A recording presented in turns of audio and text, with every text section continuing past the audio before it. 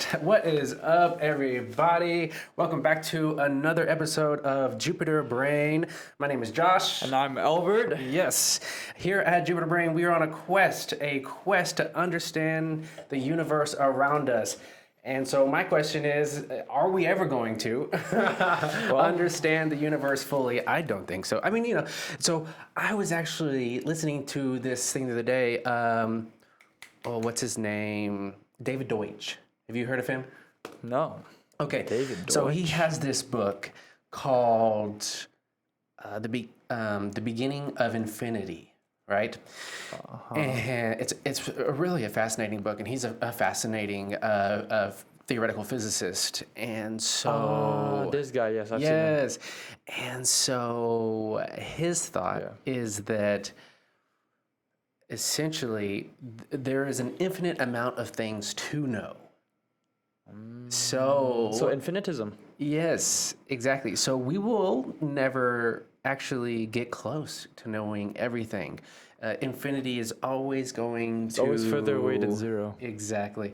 And so, to me, that is really fascinating, right? That for some people, that's kind of scary. Scary, yes, it can be. But at the same time, I mean, I think we know enough at the moment, right, to sort of be able to live these interesting lives, right? True.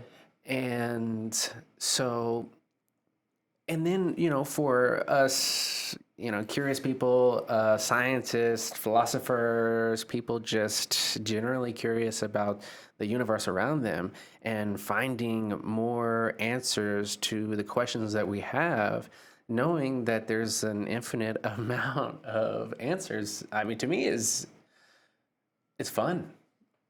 That means that's always something to figure out. Yeah, exactly. That means that me and you have a chance to maybe find something new about the universe. Yes, and our job security is always there. Exactly. And so yes, and then so we like to say we are engineers by day and philosophers by night, because of course it is good to think deeply about these things that we're learning throughout our weeks, throughout our semesters, throughout our years in school, and also our lives, right? Hopefully, well, not hopefully. For me and you, I think we are living lives where we know that we're just going to continue on this path, right? For sure. Always learning. Exactly. And what was I? Oh, we so for senior design, we have to do this technology boot camp, right? And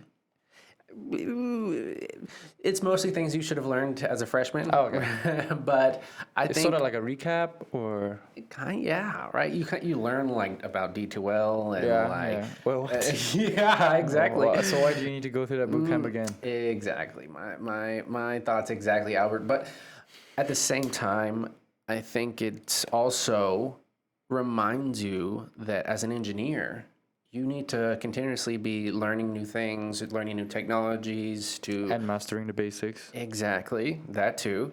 But because there's always new technologies that can help you be a better engineer. And, the year after you graduate, there's going to be other engineers coming right behind you and for years to come. And so if you're not progressing, right, then those guys are going to catch up with you. Yep. And then who knows if they're going to take your job or not, right? Yep, they're going to leave you in the dust, especially since technology is always growing, physics and science and in general is always growing. Yes. There's always more knowledge to learn. Always, yes. And so, yes, I was listening to a podcast, I believe it was the Something Keating podcast.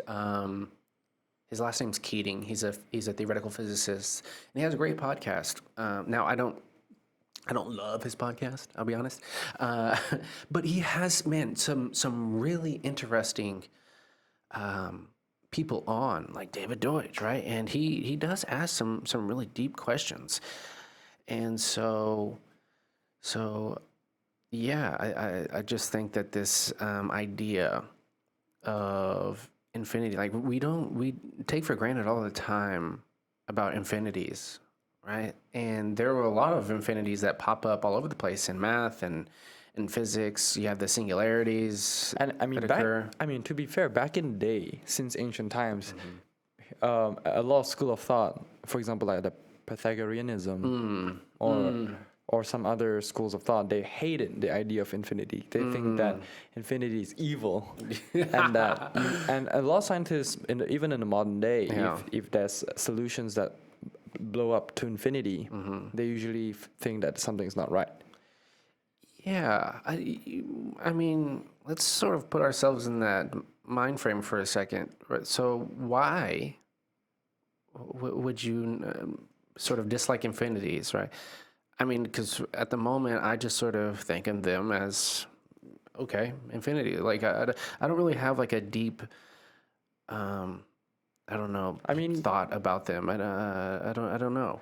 I mean, the first thing is, if especially like for example Pythagoreanism and Euclideanism and whatever, they all use like, they all use mathematics to try to solve and understand the world. And if infinity is not really easy to solve mathematically, let's be honest. Yes. And modern day, for example, modern day physics, for example, in closed systems, in small systems, finite systems, you cannot have infinity either. Which is why in black holes, having infinity in the general relativity solutions tells us that something's not right. So the Yes. model's incomplete. Yeah, yeah, which we will get into a little bit of general relativity, a little bit of Einstein, a little bit of history, as today our topic is cosmology. Yep. One that, again, we're just super excited about to dive into.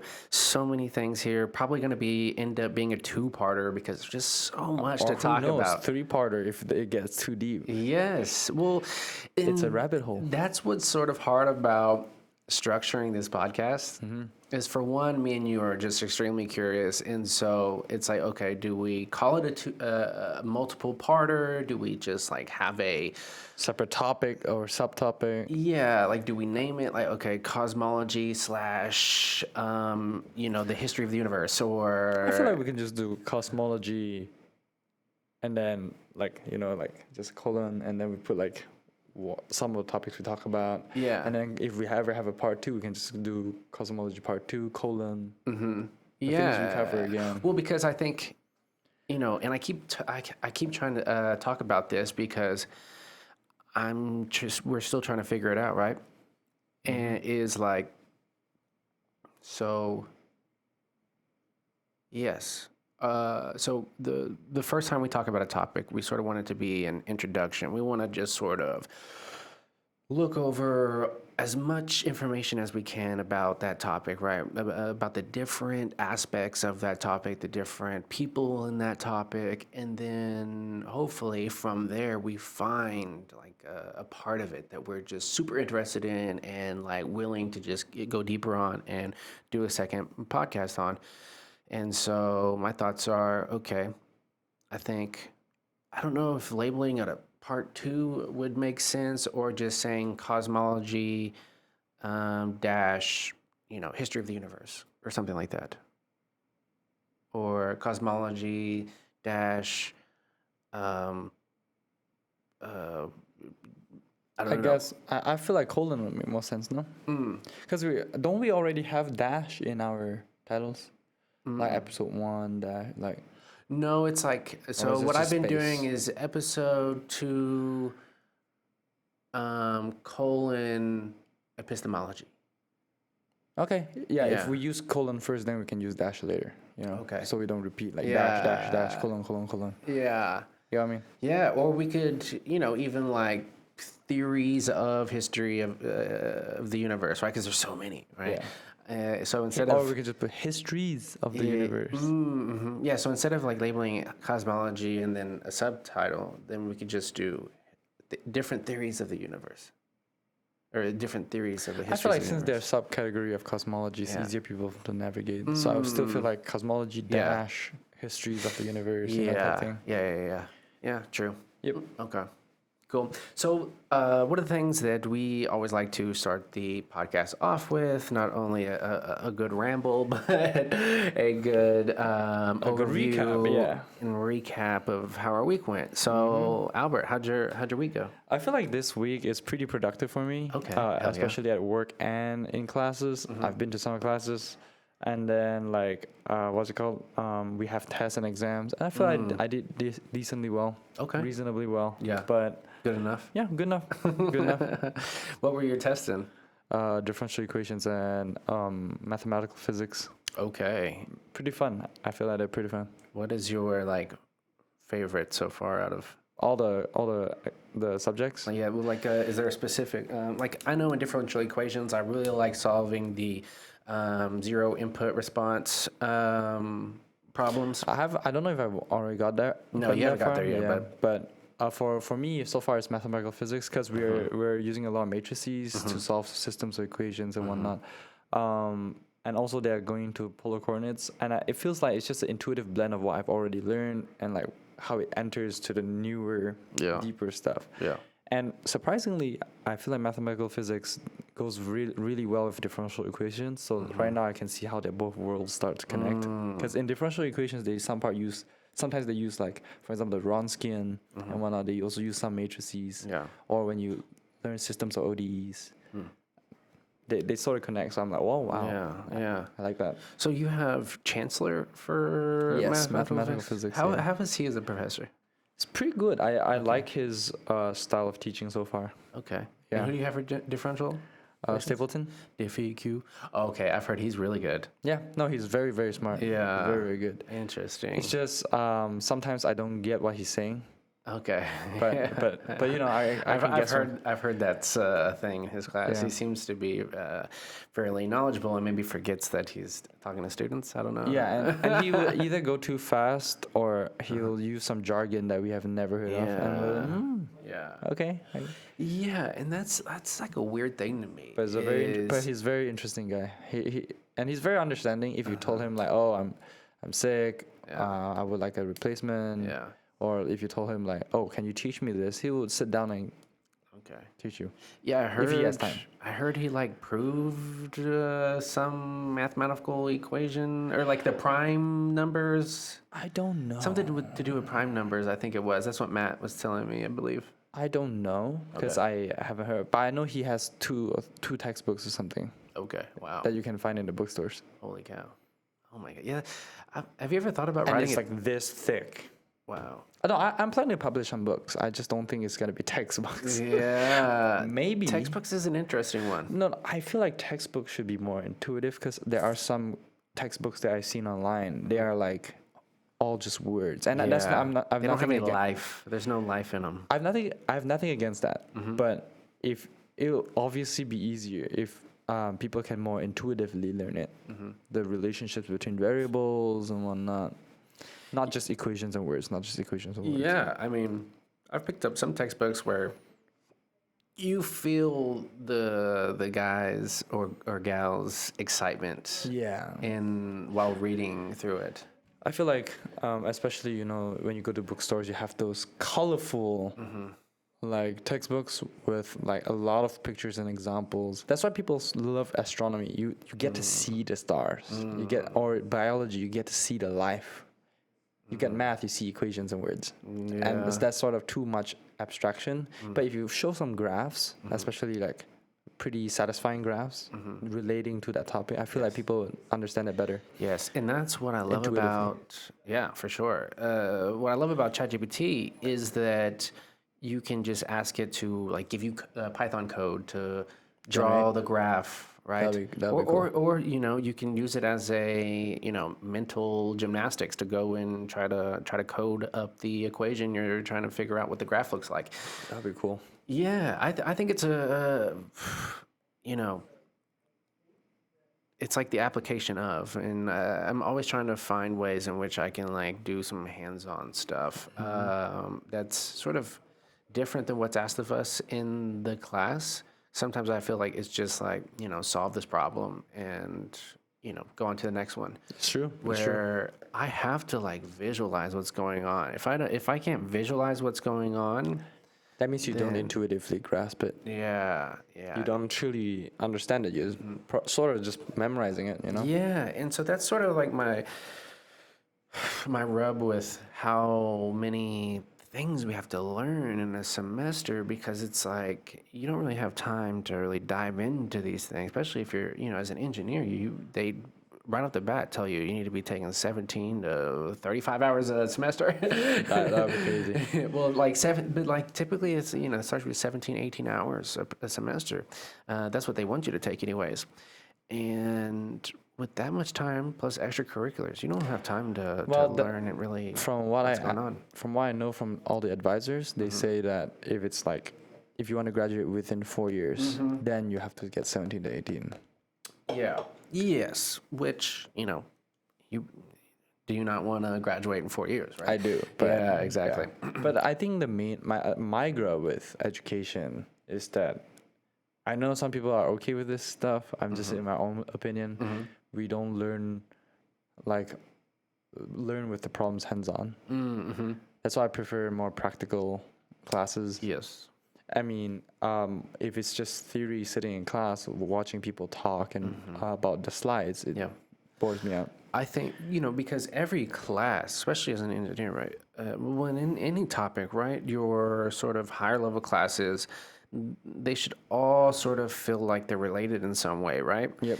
And so my thought, and just thinking of this, right, just a Jupiter braining at the moment, right, is what if we had like less classes, right, but more labs? So, Right. Or let the classes be labs, just start with a question, start with a case study or a project, and learn along the way. Oh, this problem come in. Yeah. How are we going to solve this? Yes. How are we going to predict how the system's going to evolve if we want to test it? Yeah. Calculus. And how do we use calculus to apply in this situation? You see what I mean? So it gives us a intuitive grasp of what each variable is representing and what it could represent. Yeah. Because in diff EQ, at least for example, they teach you this pure abstract concept of diff EQ, and then it shows a dozen of applications, which is fine too. It's just that you can't intuitively grasp it because you don't see it happening. Yeah, yes, but in DiffEQ, you're just solving math problems. You're just solving differential equations. Yeah.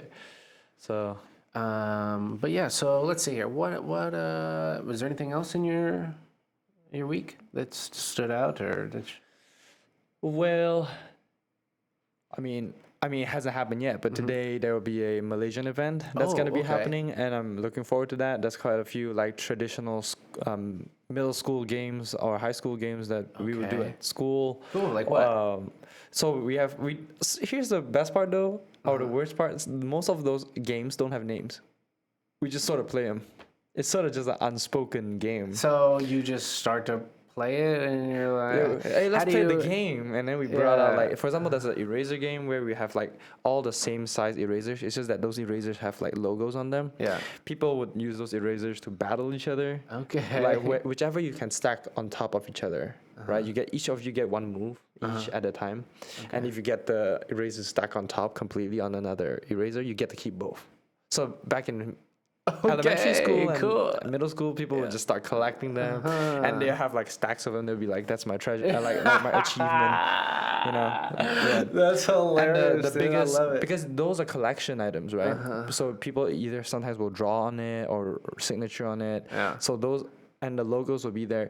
So you're not supposed to use these erasers, but the most disrespectful thing is you want someone's eraser, and you just use it to erase stuff. Yeah. So it sort of destroys the thing, Like, that's hilarious. But that's like elementary school or middle school. Dude, what else? What other games? There's a lot of traditional. There's a lot of traditional games. Yeah. But you should go to the event. It starts at 7 today. Oh, okay. There's also a Japanese event today. Starts at 5. I would love to go, but we're headed out to the lake this weekend. We try to go always.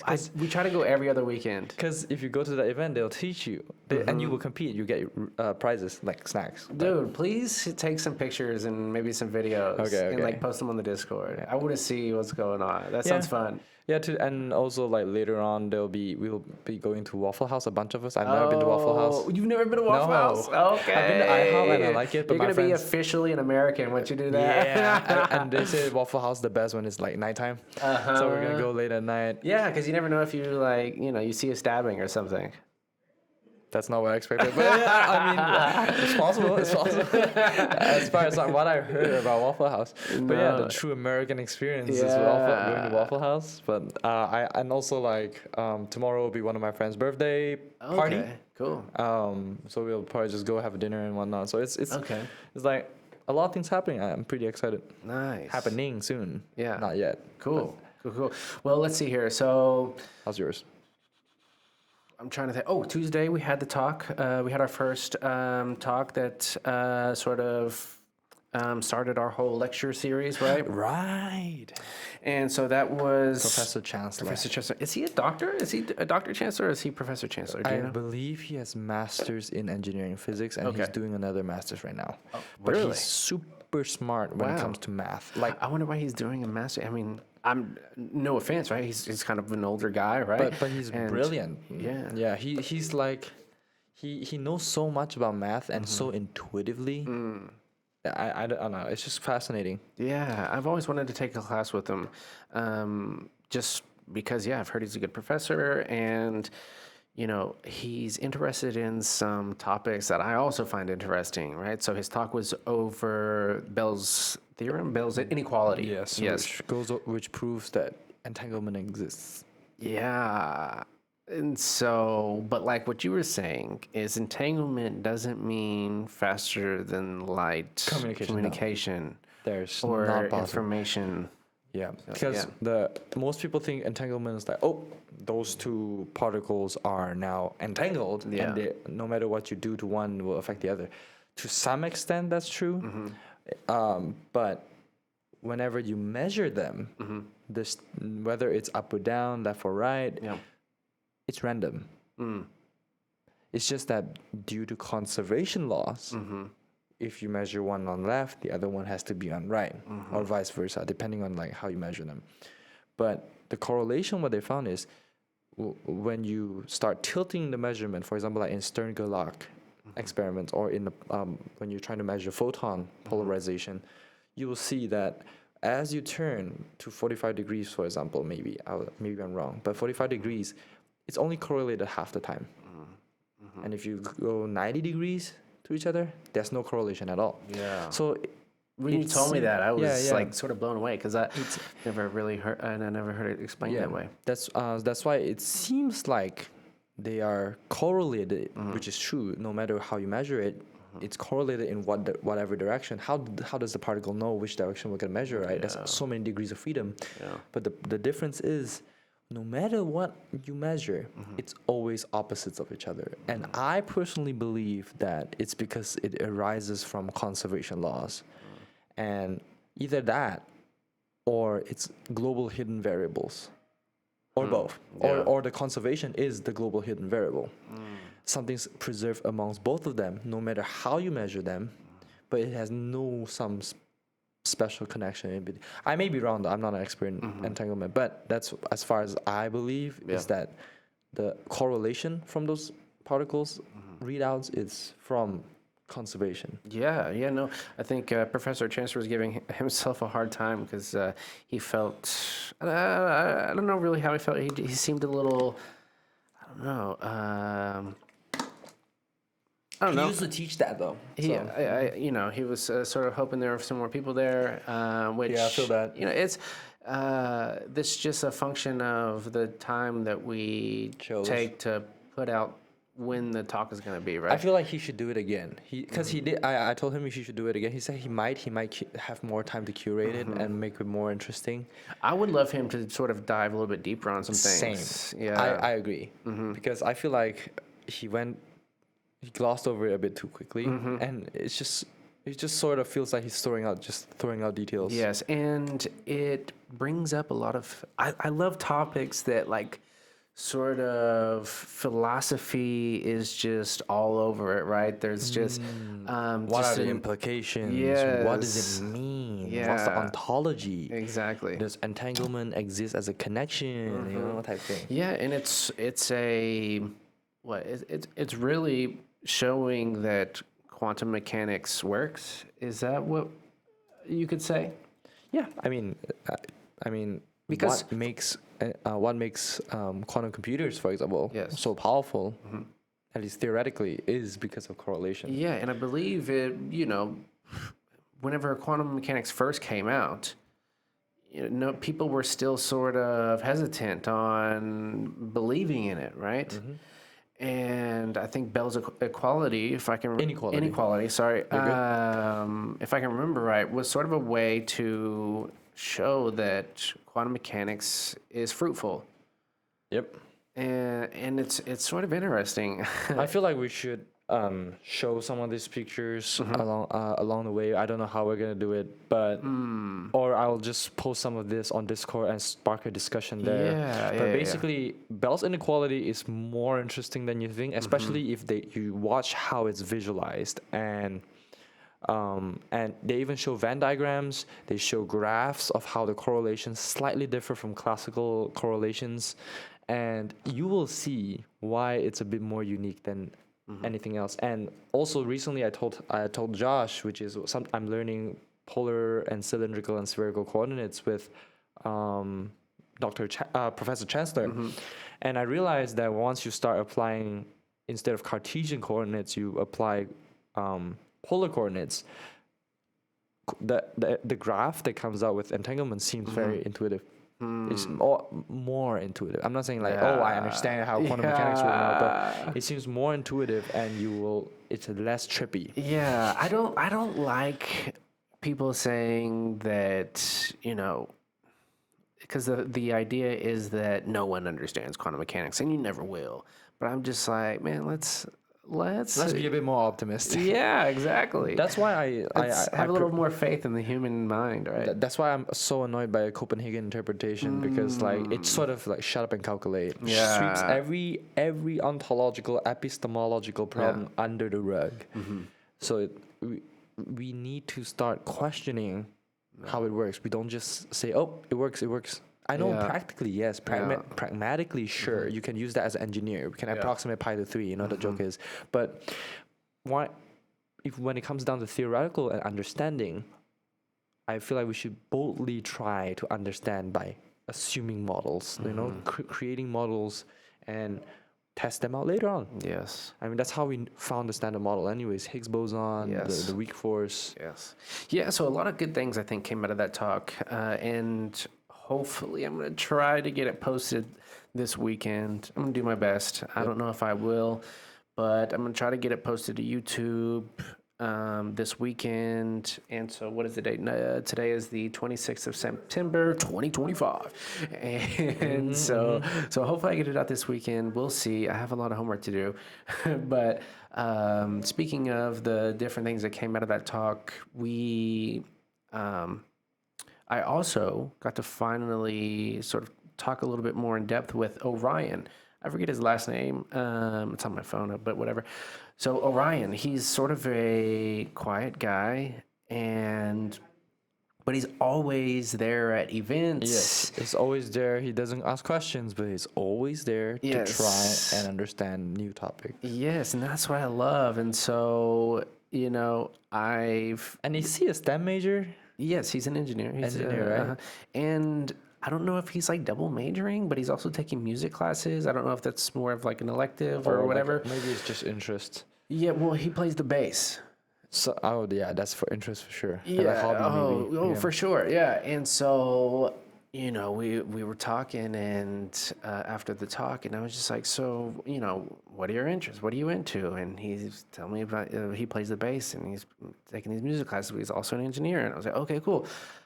like me and Albert have been thinking about doing a podcast over the physics of music, which to me is one of the most fascinating topics out there. Mm-hmm. I mean, I think I say that about every topic, but but We're not glazing all the topics, but also us, like. yes, yes. But and luckily, he was like, "Oh man, I've been wanting to dive into that for a long time." He's like, "I just haven't had the time or really a good reason to." And so I was like, "Well, how about this? How about we like set a date for like next month, and I'll start a group chat, and let's sort of bounce ideas back and forth about maybe what we could talk about, or if you have any questions." Or ideas for how the podcast should go, just throw them out there. Like, me and Albert we love ideas. And so, True. the, and, we look at this sort of college as a way to mine ideas, right? So, hello, space travelers. Want to look sharp while bending space time? We've got brand new Physics Society t shirts. The clean graphic tee is just $20. And if you want to drop some Einstein level wisdom on the back with this quote, I have no special talents, I am only passionately curious, that one's only $25. Rep your curiosity, rep the cosmos, and support the Physics Society. Grab yours today before entropy takes over. Ideas, but also to spread ideas. I feel like Yes. everyone needs to know more about these interesting topics and why they're interesting. Yes. I feel like people either oversimplify or overcomplicate topics. But once you found the middle ground, you will understand why it's so interesting. Because if you overcomplicate it, you'll be like, oh, quantum physics is just so complicated. If Yeah. you oversimplify, oh, quantum physics is just Yeah. waves being particles, particles being waves. Yeah. But if you really dive deep, the devil's in the details, but if you really dive deep into it, and don't overcomplicate or oversimplify things. Don't get intimidated by the Yeah. details. It gets so interesting. Of course, it takes time And to learn. easier. It gets easier too, yes, psychologically. Yes. Because you are not intimidated and blocking yourself. Yes. But Yeah, I think sometimes you got to just dive into something. Like if you just follow your curiosities, is how we feel. And so yeah, I'm excited. We're gonna have a podcast on the physics of music, hopefully in the next month or so. That'll be a fun one. oh yeah, And let's see here. Oh, and then I was talking to another Josh. I forget his I forget his last name. Let's see if I can think of other it. Josh? Oh, Josh Yes. Thompson. That's Josh it. Thompson. That's his Okay. last name. He was in the talk. You guys were talking about relativity and things like that. He had glasses on. Oh yeah, the guy got a little bit passionate. Yeah, I like it. Yeah. No, he Yeah. seems very passionate. Very, very passionate. And very interested and curious about physics. And so I saw him here in the library the other day, and I was like, "Hey, man, would you want to come on the podcast? You seem like a very curious person. I don't know exactly, what topic maybe we would get in with you, but at the same time, like you seem like the type of person we want on the podcast." And so we got to talking, and he was like, "Well, I really love cosmology, right? And he loves thinking about like how the ancients viewed cosmology and the stars above, right? And he's actually working on a blog post at the moment to post the blog and the website. And then he was like, but I think maybe a topic I would like to dive into on the podcast would be like power supplies or the electrical grid, right? Because he said you don't buy electrons from the like OG&E, right? You buy energy. And I was like, okay, yeah. And I forget exactly what he said about it, but it was very interesting. And I was like, yeah, that would be, I think, really, nobody really thinks about how the power gets to or energy gets to their house. We just sort of take it for granted. We pay the bill and we're just like, yay, okay, cool. We're getting power. But at the same time, there's a lot of physics there, right? There's a lot of applicable physics, right? We talk about all the time. We need we like talking about the theories and everything, but at the end of the day, it's as engineers, we need to think about how can we apply these things. And power supplies have been something that I've been wanting to dive into as well. So yeah, hopefully that's on the horizon as well in the next month or so. So that'd be a fun podcast. And then, so let's see, what else happened during the week for me? Oh, I took a quiz yesterday in DSP, digital signal processing. How'd that go? Yeah, I think it remember went you good. study about that, right? Yeah, I think it went good. What's nice about DSP is all the things that we learned in signals and systems. It's just now we're looking at a discrete system instead of a continuous system. And so yeah, we're basically doing a lot of the same math, just slightly different. And so it's nice. I like signals and systems. I like differential equations and solving them. To me, differential equations are like a teeter-totter. You get to the bottom and you get to this place where I don't want to say you feel like you're at the bottom, and then you work your way back up. I still haven't found a good way to sort of explain why I think it's a teeter-totter, but to me, it's like a solving differential equations is like a teeter-totter to me. That's fair enough. But so let's see here. What else during the week? Let's see. What happened Monday? Monday, not much. Yeah, I kind of felt defeated yesterday. I'll be honest. Why? We were in DSP lab, and we couldn't figure out what was going on in this lab and how to get it done. And have you ever been in lab and not been able to get the lab No, done? so far, no. Okay, so signals Maybe it's because like I haven't gotten to that level. yeah, signals and systems was the first lab where I felt that because I don't know, for some reason Like you just can't complete the experiment because something's wrong. yeah, or like I'm not thinking about it in the right way. I think just I can't grasp it. overcomplicate things. I overcomplicate things all the time, and I think that keeps me from Truly solving it. yeah, and I think that's what happened Thursday morning. And then I just got to the point where I just was tired of it, and I didn't feel like trying to get it done. So we were just trying to rush it and trying to get it to work, and nothing was working. And so yeah, and so me and Trey eventually was just like, okay, we quit. And then I went to the lab, and I was like, man, I don't feel good about this. I'm gonna go back to the lab. I ended up going back to the lab, trying to figure it out. Thought I figured it out. Went and talked to Dr. Benjabar, and come to find out, yeah, exactly. Well, that's experimenting for you, right? Am I right? Yes, exactly. And so yeah, I just wanted to say that because it's, uh, yeah, it's okay. And sometimes I take a little bit, I take it a little too hard on myself, but at the same time, I'm just like, well, you're not going to get everything on the first try. And I think it's just a good example or a good teaching moment, right? That, I don't know, just don't be so hard on yourself. These things are complicated topics, right? And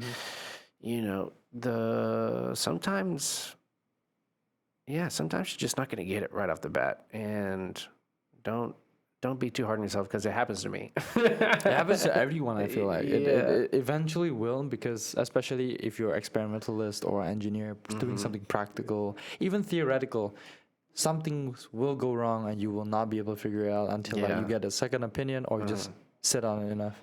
Yes, and You'll be like, oh shit, that's why.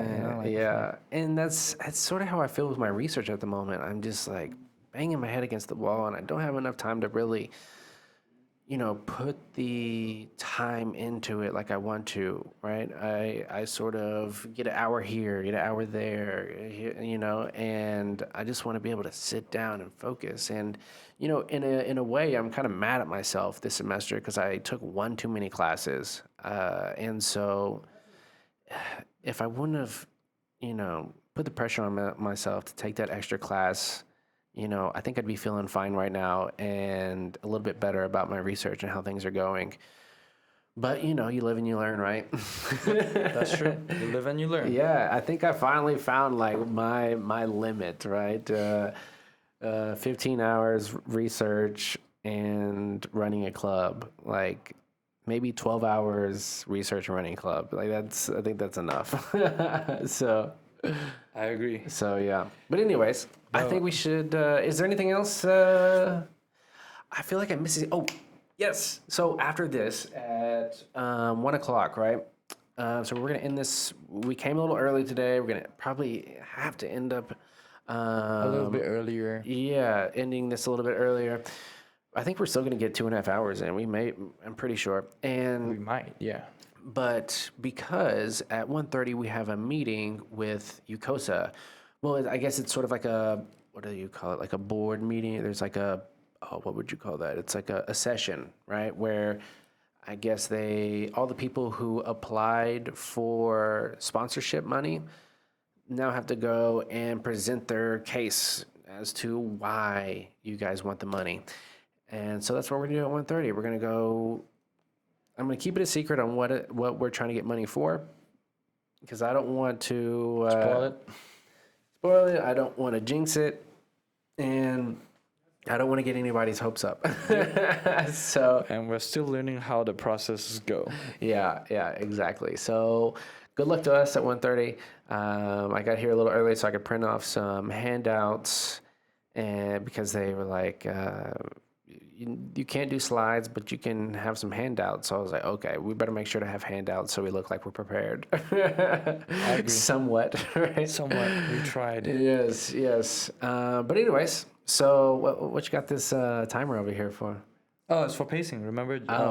Brody's what's it called? Advice. He says timing ourselves would probably give us a better idea of how fast, how slow we're going in the future. It's for future reference. Okay, cool. Yeah. So that I can intuitively grasp, this much of what we talked about is about like 10, 15 minutes. Okay. So we can keep track of time more efficiently next time. Okay. Cool. So yeah, I think we should start to get into our topic today, which is cosmology. Oh yeah. And so I think what we were talking about at the beginning of the podcast, we're not really sure how we're going to do this. We're going to start off with some history and then hopefully get into some of the more interesting topics, the history of the universe, some of the weird phenomena that is happening in the universe, some of the big giants, as we like to call them, in cosmology, from Ptolemy to Hubble. True. And then so who knows what's gonna happen here? I think we love this topic. There's literally infinitely many things to talk about. If you dive into the details. Yeah. So yeah, let's get into it. So I don't know. So so like I said, we're going to get into the history at first. And there's so many interesting people that have sort of pushed this topic forward. And not only that, but like and especially in the beginning of this, field, there was a lot of pushback from the church, from just people in general, right? It sort of was trying to change the way that we think about our position in the universe, literally, or how they felt, or what they would call it, the heavens, the divine. Yes, yeah, exactly. And so the first guy up is Ptolemy. Claudius Ptolemy. That's how I'm going to say Ptolemy. it. Okay. Ptolemy. Or I think the P is silent. I don't know. Yeah. But anyways, so let's see here. Ptolemy. Ptolemy. It's just Ptolemy. Ptolemy. Okay. Yeah, it's just Ptolemy. Ptolemy. I made it slow. Ptolemy. Okay, Ptolemy. So this guy, he crafted a cosmic model that placed motionless Earth in the center of the universe, basically. And so his thought was that the Earth was the center of the universe. And so I think, if I'm correct, right, he was the first one to say that things are revolving around us, Each right? other, or yeah. and that there's some like sort of epicycles. Yeah, exactly. Yes. And so so he came up with this theory in the 2nd century AD. What is after the death of Christ, right? Yeah. So is that the year 2000? Is that what you call that? The 2nd century? Oh, 200. The year 200. Year 200. That's wow. very early on. Wow. Dude, think about that. It is 2025, right? So would you call this 2025 years after the death of Christ? Yes. Is that how it works? Yeah. So it's like Right now is the 21st century after the death of Christ. Okay. Okay. And so, so yeah, they said he was sort of building on Aristotle's ideas, and this idea, right? The Earth is in the center of the universe, which I I don't know. I didn't even look up like what is before this because I'm pretty sure that they felt like the Earth was the center of the universe before this. Because we don't feel like we're moving. We just see everything moving around us. Yeah, but then like sort of what? The heliocentric model, geocentric model, right? Yeah. Okay. Yeah, no, yeah. So Ptolemy popularized the idea and formalized the idea of the geocentric model by explaining the weird movements of stars and planets in the sky, naming it epicycles. Well, the church be like, I like that because according to church and like the Bible, we are the Yes. center of the universe. Yeah, it basically, I want to say, it Earth-centric. reinforced their already beliefs that they So, had. yes. And what's kind of crazy is that this idea went on for 1,500 years, Yeah. right? Nobody, I mean, I don't know. I guess it would be interesting to know if anybody was pushing back against this. I don't really know. I think most people in that day were probably pretty religious. Not probably. Most likely. Yes, back in that day, most likely people were religious, and so there was this thought that God sort of created the universe and put us right in the center of it because of course we're divine creatures. Right? Aspiring to be divine. Yeah, and so yeah, and then in 1543, so like I said, 1,500 years after that, Nicholas Copernicus quietly revolutionized cosmology by proposing that the Earth was not the hub of the universe, but rather one planet circling the sun. Great job, Copernicus. I mean, how do you think? I mean, I think would be really hard to try to put ourselves in those shoes, right? Of the people of that day. They will probably be like, "You're insane. Yeah. Have you moved around before? Do Yeah. you not feel yourself moving around?" Yeah. Yeah. But I don't know. I just think I don't know. Is there anything? Wait that till you is- see our motion around the galaxy. Yeah. Have you seen that before? Our motion. Oh yeah, like how we're like spiraling. Not only that, the trajectory. Let's just zoom out and then be like, let's just assume that because yes, we'll be spinning around the sun while going up and down, but you zoom out and assume the dot is the entire solar system, right? And this is the disk, right? We don't go flat around. We do a weird. Yeah. Okay. Yeah. Yeah. I saw this just the other day, actually. Yeah. Yeah. We go up and down, not just around the black hole. We go up and down because, you know how have you spun paper discs before, like at high speed, or just any disc at high speed, and Yeah. you look at high speed camera, you see it wobble. Yes. That's what's happening, but with gravity. Gravity is holding all the all the planets and like stars together, like in the disk, right? But they will have that weird precession too. Well, apparently, wobble, the physical feature of a wobble, is how we found out that electrons have a spin. Yeah. And When especially in magnetic fields. yeah, That's how we discovered the G2 experiment for the muons too, which we found an anomaly. I would love to go and read that paper. Like, how did they figure out the wobble? Right, that's so weird. Because for one, like electrons don't really have like the kind of They're not spin literally that spinning. we think of. It's Yeah. sort of like a Or maybe they do, we just don't know. yeah. But then at the same time, though, if they're wobbling, they have to be spinning, right?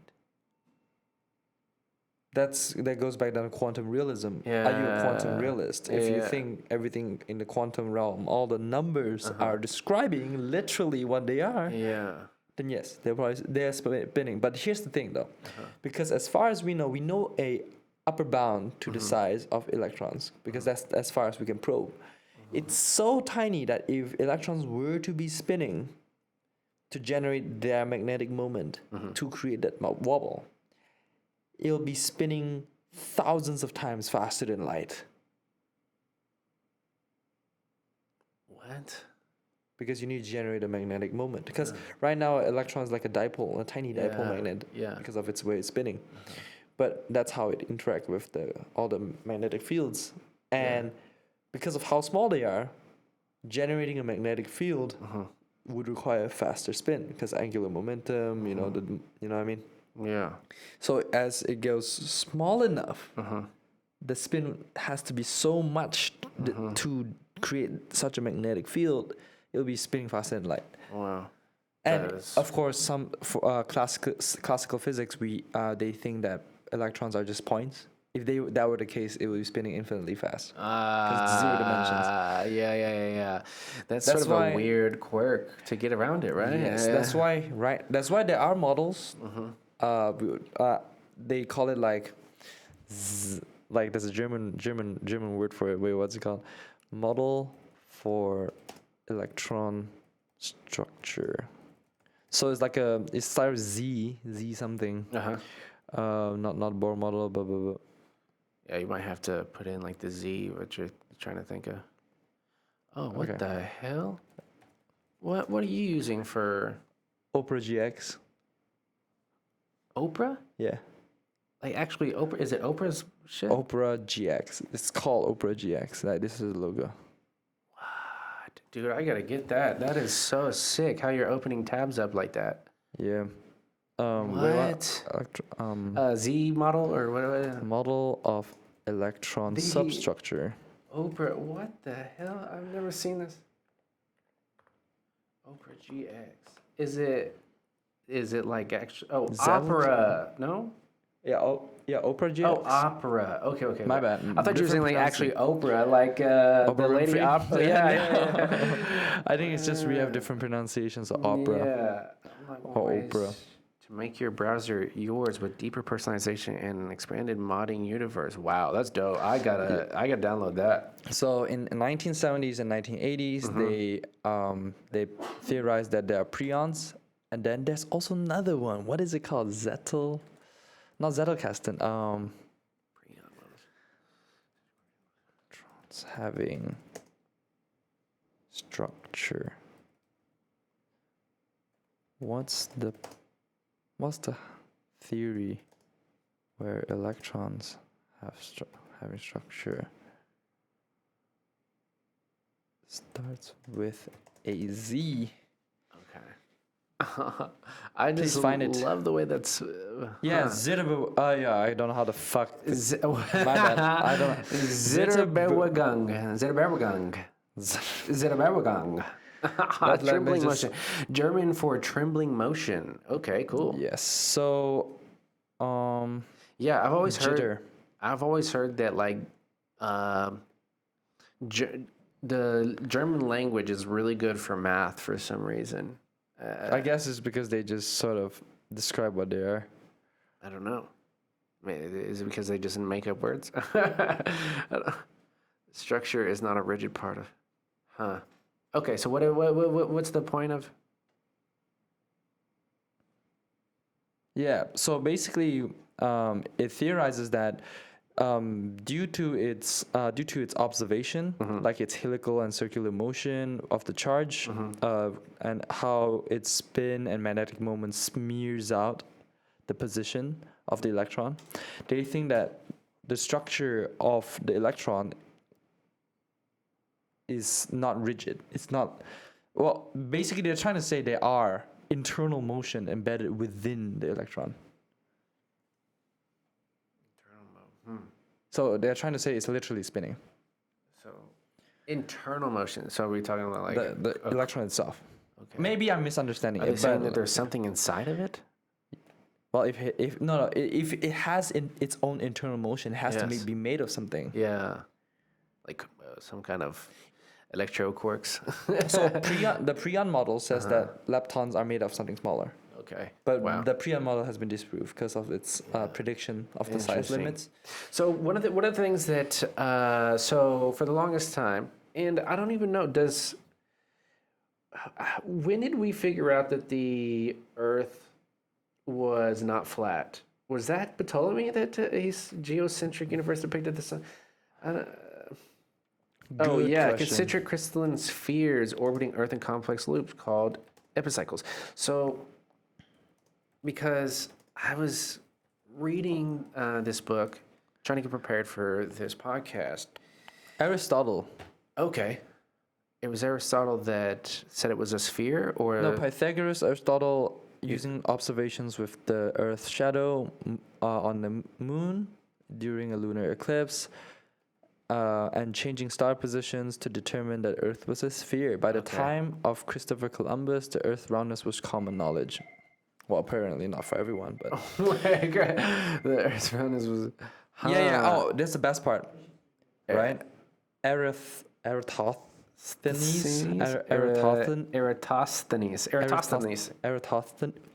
Okay, Eratosthenes. I don't know why I can't pronounce his name, but basically he was able to predict Earth's circumference down to the hundreds of kilometers. Yeah. It's so precise, Yeah. just based on telling, hey, you go there, measure this a shadow at this time. I'll measure this tower's shadow at this time, and using Pythagorean theorem and whatever, he was able to figure out the Earth's circumference at that time. Wow. Well, another one of these crazy predictions, right, that is very close to what we now think of as the correct number is the, what is it? Is how old the universe is. Apparently, and we should probably look this up, but if I can remember right, Uranium and carbon dating or something? no, Or CMB. no. So, Eastern philosophy, right? Apparently, hundreds of years ago, right, before we knew or came up with our theories of how old the universe is, they came very close to a number that we now consider the actual age of the universe. Wait, let me just. Yeah, I'd like let's definitely look it up. that'll be interesting though. Ancient Eastern Yeah. philosophers predicted age of universe. That'll be interesting. Did not predict. But many traditions in India and elsewhere developed vast cosmological time cycles. Oh, they have. Yeah. I've read this before, Kalpas, and like, yeah. So they have. Oh, it's the cycles of the universe that they predicted. They not just that. They use these units to represent super large numbers. Kalpa. And Okay. Brahmas. Yeah. So strikingly close to scale of the universe. Cosmology is just that. It's probably what's it called? So this is a striking close in scale to modern cosmology, about 13.8 billion years. And what did they predict? Oh no, these are to describe like lifetimes. Those through endless cycles. Okay. So. Okay. So they didn't predict. They didn't predict anything. They just Okay. created units that look close to, like for example, a kalpa is very close to the age of the Earth, because it's 4.32 billion years, but the Earth's age is 4.54 billion years. But they are not trying to predict anything. But the Hindus' cosmology, they use a kalpa to, at least as far as I know, to like predict a specific lifetime of something. What they used kalpa for? Yeah, I could have swore this guy was saying that they were actually like predicting the age of the universe. The creator god equal to 4.32 billion years after one kalpa.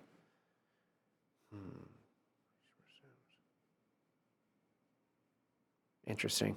That's actually trippy, because they say one kalpa is like a day for the creator god Brahma, and a pralaya, which is a night, which is also a span of one kalpa. Yeah. And then the cycle resumes. But if you look at it, the sun's lifespan is predicted to be 10 billion years. Interesting. Around 2 kalpas. 2 days for him. No, or 1 day, 1 night. Yeah. Oh. Okay. So 1 full day, Yeah. Interesting. which is technically pretty accurate then. Yeah, dude. There's That's a so coincidence. many. I feel like that if that's a coincidence, that's pretty cool. Yeah. Coincidence. There's infinitely many interesting things that are In history and whatnot. in history about and linking to cosmology, man. It is so fascinating. So I mean, one of the Earth- things that go ahead. No, this is just a thought. Okay. No, go ahead. Yeah, no, I'm just thinking like if they predicted the creation and destruction of Earth is about 2 kalpas, which is like 8.6 billion years. Yeah. Which is about 10 billion years that we predict for our sun. Our solar system is created around 10 billion years, and our Earth takes slightly longer to form, right? Like I mean, no, sorry, the whole solar system's lifespan would be 10 billion years because the sun will be alive approximately 10 billion years before it goes supernova. Interesting. Or nova, because our sun's a dwarf. But Yeah. so technically, it's around the lifespan of this solar system. So one thing that I was wanting to hint at. So I posted this on the Discord the other day. Let's see here if I can find it really quick. But anyway, so I forget exactly the cosmologist or theoretical physicist I was listening to, but I've been listening to this book called The Universe, and it's basically a bunch of different essays written by some of the leading and top cosmologists over the decades, right? And the ones who've come up with the most interesting and fruitful models of the universe, essentially. And one of them brought up this idea that, okay, so we know that the Earth's not flat, right? We know it's spherical, right? I hope we all do. And we were talking last time about information theory, right? And how you can represent 3D with 2D, right? And I don't know if this is a correlation or anything at all, or whatever, but to me it's just an interesting thought. Coincidence. Is okay, so yeah, maybe our Earth isn't flat. And maybe all of the sort of like other planets and suns out there, they're very spherical, right? But apparently and I'm sure this is maybe just one model. I don't know if this is all the models that they've come up with. But in this one model that this guy was sort of talking about and advocating for, is that the universe is flat.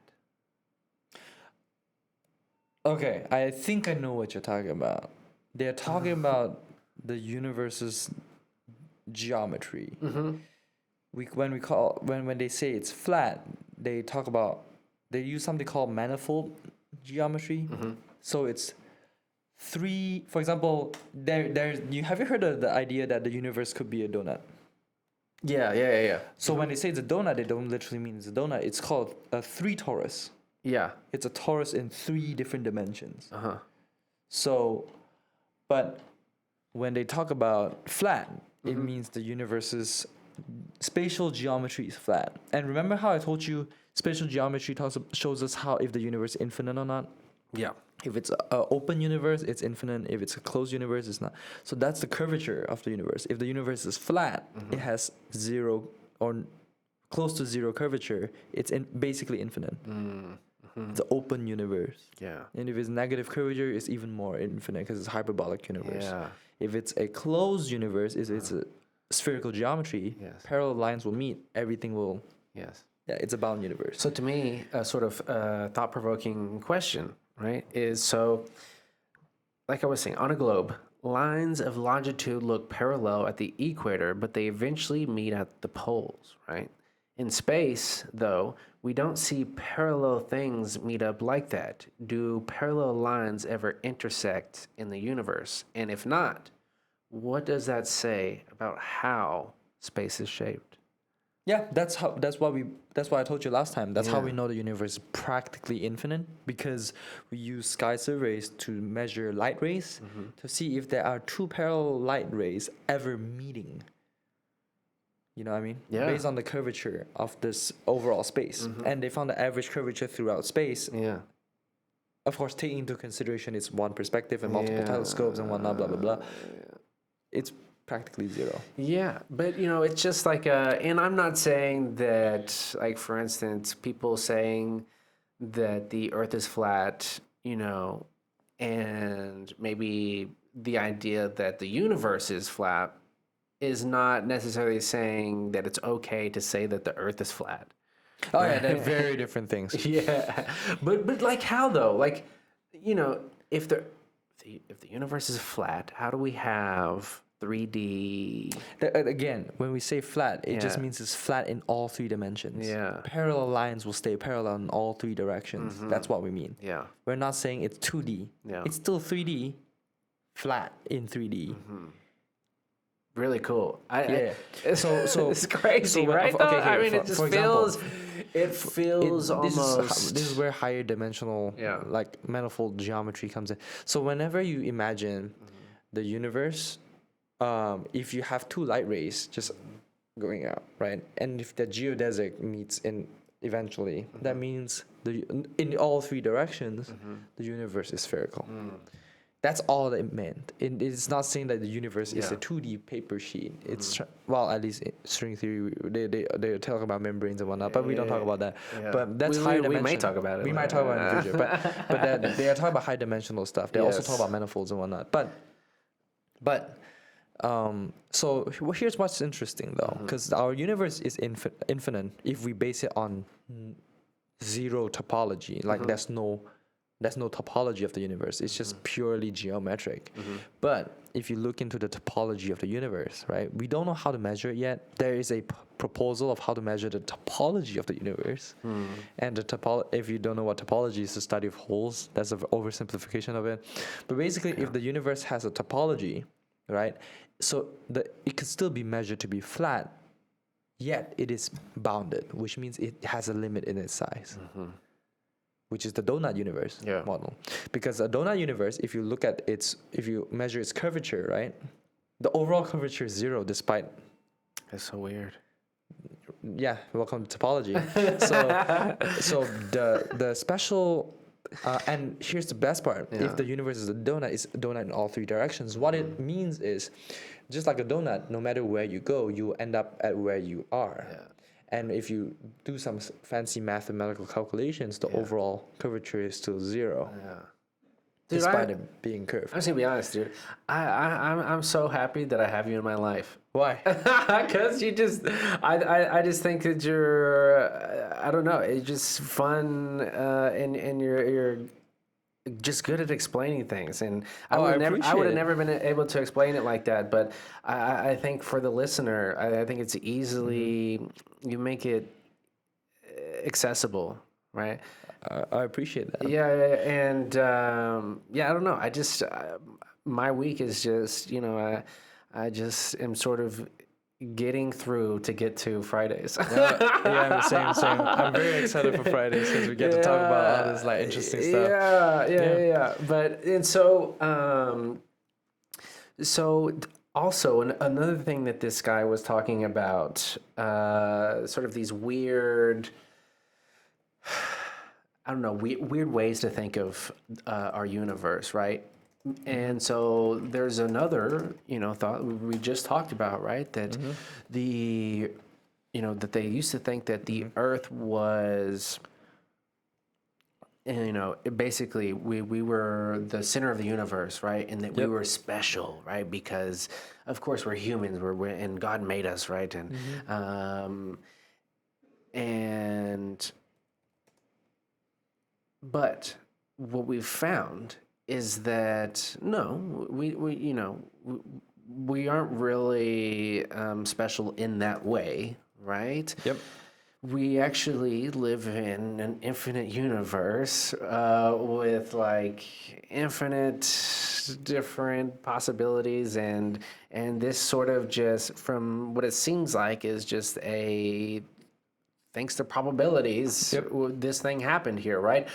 But what he was saying, though, is that we do actually live in an interesting sort of part of the history of the universe. How so? Well, because there's, and correct me if I'm wrong here in the way I'm thinking here, but so you have the Big Bang, allegedly, right? Yep. And then you have everything after the Big Bang, right? But then we're like here in this spot where, because the Earth and humanity and life couldn't have formed at the beginning of the universe. Yep. Too much radiation, too chaotic. Yes, and then on the other side of the spectrum, If it's too late. yeah, exactly. And so we sort of live in this Goldilocks part. Now, let me introduce you an idea, right? Yeah. Have you heard of the anthropic principle? Yes, yes. Essentially, thinking about things through the lens of a human, right? Yes. Or in more like I should say this. People will be like, "Oh, the Earth is so perfect for us to be here. Yeah. If the Earth wasn't perfect, we won't be here to talk about it," which is true. But if you think about it another way, a more scientific, logical way, it's because the Earth coincidentally has the conditions for us to be here. That's why we're here today. If not, we won't be there to be like, shit, the Earth's so shit, because we won't be here to talk about it. We'd be dead. Yeah. Or we won't be here in the first place. Yeah. So I mean, what do you? I mean. So I'm more of the because there's two types: strong and weak anthropic principle. The strong anthropic principle says that no such thing as any fine tuning. They call it universal fine tuning. It's just purely coincidence that created a perfect condition where humans can evolve, and we're here and we're able to talk about it. Yes. I forgot what the weak one is. Yeah. Well, and then so some people talk about the anthropic as sort of a bias, right? It's sometimes it can sort of reveal itself as a bias, right? You can sort of think about things too much as through the lens of a human, right? You can sort of some things can be ignored if you're only thinking about how humans are sort of special in some way. So I'm trying to think of like, for instance, Oh, my bad. what's up? So I'm not talking about a strong anthropic principle. I'm talking about a weak anthropic principle. Okay. Weak anthropic principle says that the universe is more like logical and tautological. Basically, it's a cause and effect. It's natural selection. If there are planets that has life, the life will be talking about, everything's perfect. Because if there isn't, well, no one's talking about it. But strong anthropic principle says the universe is so perfect that it's either purposely driven that way, or they call it fine tuning. It's been fine tuned by the Almighty Creator. Okay. That makes more sense now. Yeah. So, but I'm more of a weak anthropic principle holder. I think. WAP. I love Sap and wap. WAP. That's hilarious. Observation bias. Yep. We can only observe a universe compatible with our existence. Because if there isn't a compatible universe, we won't be here to observe it. Yeah. Right? So, but strong anthropic principle says the necessity or inevitability of the universe being like this. There are just like some words, I think, that can just change your Entire view of something. Yeah, exactly. Like the first time I heard the anthropic principle, I was like, You probably heard the strong one. yeah, exactly. And it made me like sit there and think about it for a second. Like, wait, am I thinking about things purely through a, human Homo sapien lens? Or human-centric lens, I would Yeah. say. Okay. Yeah, because like it says, some criticize that the weak anthropic principle is empty because it doesn't justify why constants are the way they are. Yeah. They just shouldn't be surprised that they allow us to exist. But people are annoyed by the fact that we are here in the first place. Wait, what? Because people are annoyed by that? In the sense that we can't explain why we're here. Because scientists be like, well, it is the way it is. Yeah. There isn't a why behind, like as in an intention behind it. Yeah. Strong anthropic principle it's been criticized as unscientific because it implies purpose or design. It's not testable. Yeah. But some people call it the multiversal interpretation. For example, like the string theory landscape, where there's so many initial conditions there are initial conditions just right for living things, while there are universes where life can never exist. Yeah.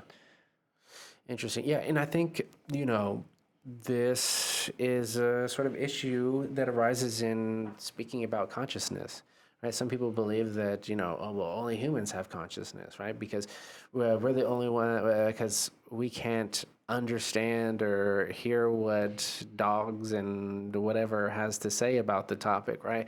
And yeah, I think that's sort of it's an anthropic way to look at it, right? Because I don't know. I seem to feel like, if something is living, it feels to me like it has to be conscious in some way. But anyway, Like they have some level of sentience. yeah. I mean, how can you? I don't. Sentience. Yeah. Anyways, but a lot of people just sort of, just I don't know. I want to say this, but I mean, that's why I'm also mostly vegetarian. well, Yeah. yeah, because we don't think about the implications of what kind of horrendous things we're putting animals through, Yeah. right? I Lab do my best testing. not to think about it because I love meat so much. I always think about it with my eyes open. Yeah, For me, but- I would rather be I would rather open my eyes and flinch at horrible truths than like try to hide away, like close my eyes because of Yeah. like, oh, wouldn't it be better if we just don't Yeah. think about it? But like, I feel like that's the only way humans can evolve is we take in hard truths. Yes, we're here in this universe. Yeah. We haven't found a creator yet. If you found one, please tell me. But Yeah. basically, like we're alone out here. Why we're still alive is because we struggle to survive. We evolved and evolved and evolved over millions of years. We survived difficult situations. The universe is very uncaring. It doesn't give a shit what you think and feel. Yeah. Uncaring, unnamed, unfeeling. Right? Yeah. And we evolved to somehow learn to survive. Because Yeah. if let's be honest, if something were to happen, we'd be like, let's say a volcano erupts, we're gone. An asteroid hits us, we're gone. A very powerful solar flare from the sun flings at us, all of our electronics will break down. So it's like Yeah. the universe there's 101 ways the universe can fuck us up. It's just that we Yeah. are constantly adapting our infrastructure to minimize the effects of these or preventing these things from happening. Yeah. So Yeah, Elon just came out the other day and was talking about, how to defend against asteroids. and I didn't look any deeper, but I'm just like glad that he's finally Going back into something productive. Yeah. I mean, this is the idea of asteroids gonna kill us is not a new idea. No, It's just that I guess now we have more technology and funding to try. Well, yeah, and that's kind of a weird. prevent it. The way that I've heard people talk about it is that it's not profitable, and it's like, No what shit. do you mean? Why- what- like, but it what's the is point? though, because let's say an asteroid is coming for us, right? And we're able to deflect it or do something to get it out of our way. Well, then we can keep profiting. So it's sort of the thing that allows profit to keep going. So maybe it's not actually itself profitable, right? Unless we mine the asteroid. Exactly. Yeah. Well, do you see the movie Don't Look Up? Yes, that's a good Yeah. word. You guys should Yes. definitely watch it too. Oh my God, yes, because they talk good. about how, everybody is just like sort of pushing it off to the side. Because they found out that they have this asteroid coming straight towards Earth, right? And the company that's supposed to be responsible for getting to destroy the asteroid or deflect the asteroid wanted to mine it. Yes. Yeah, but in doing so, they They even sabotage operations of other countries to prevent them from destroying the asteroid because it's quadrillions of dollars worth of minerals on that asteroid. Yes. And I think in the end they all die, right? In the end it hits, right? Yep. The Earth, so everyone on Earth dies, but Spoiler alert. Oh yeah, whoops. Don't look up. It's Okay, been out for a while. Yeah. Our bad, but yeah, yeah, it's a good movie. I think everyone should watch it. Yeah, and it is like the exact model for what I feel like how we would really react to it too. Because they show like people just rather look at social media and things like that than worry about like they'd come across the story. I think if I'm remembering this right, people would come across the story of an asteroid coming, they'd just be like, whatever. Yeah. And like literally their demise is coming straight for them, To be and fair, they're what just can like, you do, keep though? going. No, for sure, true. Yeah. Well, there's supposed to be a company, that's taking care of it, right? Yeah. And so, No. I love this quote. Okay. I swear, I'm not trying to shit on religion. Okay, religion's great, but for its own things. But yeah, there's sure, this I do. quote that said, if there were an asteroid coming to Earth, billions of people will be praying while while the hundreds of scientists send their men up there to try to fix it. You know what I mean? Yeah. But well, this quote just shows that, yeah, religion is great and all. yeah, there's a little bit of neglect there. Yeah. So I feel like religion's great and all. Science has still been solving most problems in the history. I'm not saying that all problems has been solved by science. I'm saying that in today's era, people should learn more about science. Yeah. You can still have your faith. You can still have your religion. Don't over rely on it. Yeah. Maybe on your personal spiritual stuff, you can rely on it. But real world problem solving still comes down to the scientific method. Yeah. Well, speaking of the scientific method, let's keep going on these the Trail of Giants here, and so the next one. Right before we go into it, Okay, here's okay. a picture of. I'll post this in the Discord too later. But basically, this is what they mean by flat universe. Okay. Basically, parallel lines never meet. Yeah. Euclidean, non-Euclidean, like hyperbolic and spherical geometry. But now imagine in real space, just all three dimensions. So if you have two parallel lines, so like light rays, will they meet? That's the real question. And spoilers, they don't. But there is another case where they call it torus geometry. So that when this comes to topology, right?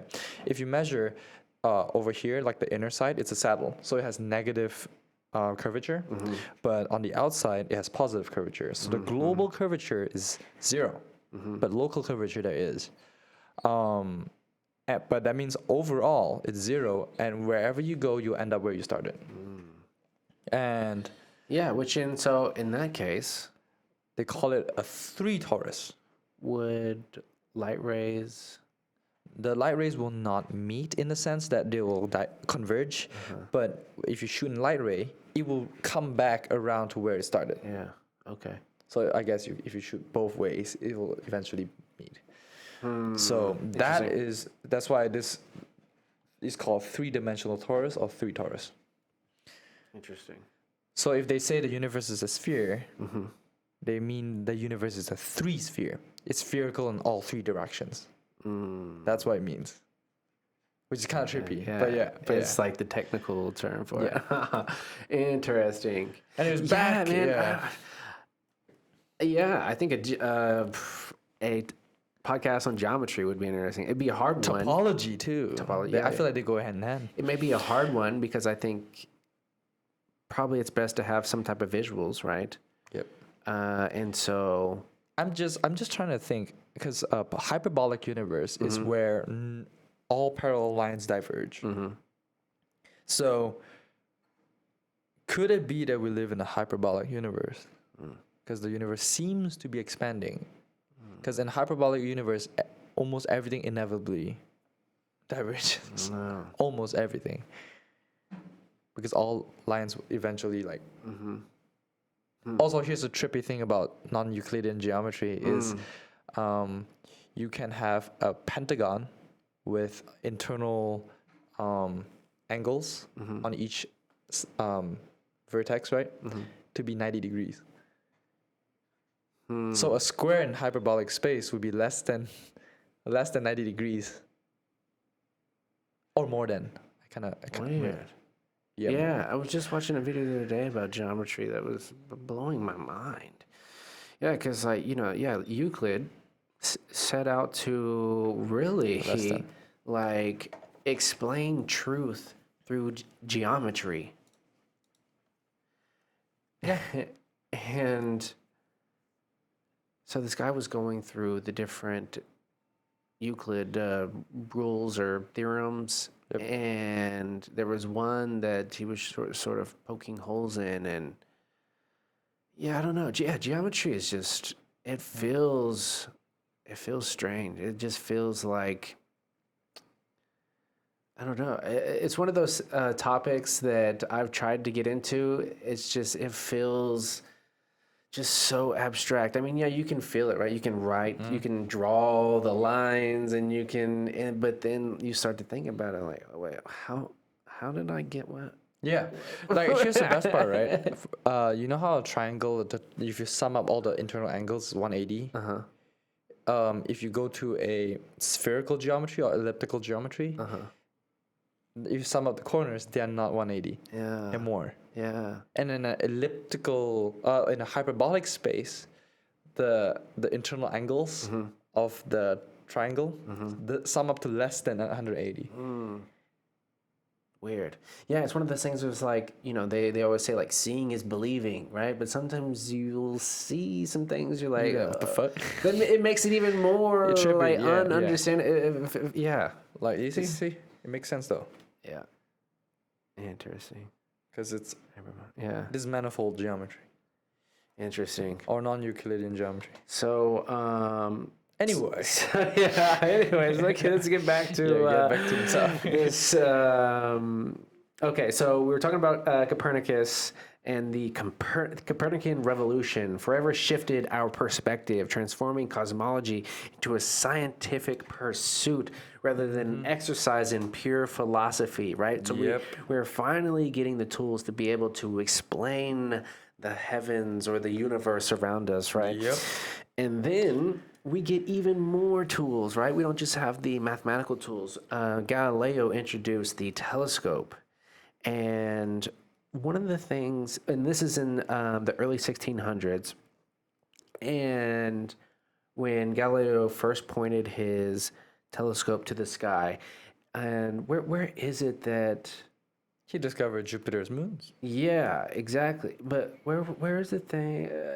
There was like a name of his telescope, and this telescope looks like really small, and you're like, how did he find all these things with this tiny ass telescope? I mean, if you think about it, back in the day, there was so few light pollution. Things in the sky is probably bright as heck, like clear. Yeah, true. As heck. I think today the real problem today is the light pollution and air Yes. pollution, because the air will be so dusty. Yeah, particles You and- look in the sky, you see Yeah. that misty. So like, because yes, aerosols do affect. What's it called? Astronomy, because aerosols can also affect astronomical like clarity. Yeah, well, Albedo and there's whatnot. so many things now. Now we have so many satellites that are revolving around the Earth, and apparently astronomers are really, protesting a lot of the different satellites that are going up. We have so much space junk revolving around the Earth, and from what it sounds like, is it's keeping us from being able to, look up at the night sky and analyze it thoroughly. Now, I'm sure they have ways to get around it or whatever, but, man, I just think that the availability of just having the night sky, being able to look up and just see it with your own eyes, and to actually be able to see the different, I feel like the one of Milky these. Way and. Yeah, I feel like one of these days we should go on a field trip with whoever's in physics society Yeah. and also the astronomy club. Yeah. We should collaborate. We go stargazing. Because Yeah. from all my friends who are amateur astronomers and stargazers, they go to like out to the countries and the boonies, and they say that you can see the Milky Way with the naked eyes, and every now and then you can even spot Andromeda. Of course, like probably with a telescope. Or something. Yeah. But like. I've never imagined. I've never seen that before. Yeah. So I could not even imagine it. Well, I can imagine it, but I cannot understand the feeling of actually seeing it. It probably is breathtaking, right? Yes. So probably back in the day, since light pollution is even less, Yeah. you could probably see Yeah. all the divine celestial Yes. bodies. Well, I think it just goes to show I just think being able to look up at the stars makes you just a more creative minded person. I don't know what it is, right? There's just some like sense of awe and sense of wonder you get when you can look up and you see so many stars, right? Then you just feel, and this can be a little overwhelming, right? You can feel very tiny Yes. in this huge universe. But then you can then think about, well, there's people who went to the moon, right? And people who are trying to shoot for Mars. And Oh, the sublime feeling. The feeling of the sublime. and you start to think about, and this is why I would love to, I can't wait for Josh's blog, because, just the difference of the way that we look at it compared to what ancient people looked at it at. I love hearing the different ways in which they explained it, the different myths that they came up with. Yeah. And some of them are pretty spot on about Yep. things. Like, it's kind of weird, and you're like, it seems that the people back in the day were sort of just more connected with the universe, and they had this We're cooking. more of a feeling of how things worked, instead of having to sort of, nothing against the scientific method. I love the scientific method, right? But sometimes I think you just need to feel things. You need to think hard about things. And Experience and dive deep into things. Yeah. Phenomenologically. yes, exactly. And I mean, some of the, biggest breakthroughs have been through thought experiments throughout the years. Intuition and whatnot. And I think your thought can be limited sometimes if you're not able to look up at the stars and wonder. But anyways, so let's see. So Galileo was, He provided proof that Copernicus was correct. And I feel like he was shunned by that. I wonder if Copernicus, he was shunned by the church too, because he's the first to propose that. yes. It's just that Galileo provide proof, and they're like, nope. Yeah, I don't know. Let's look it up.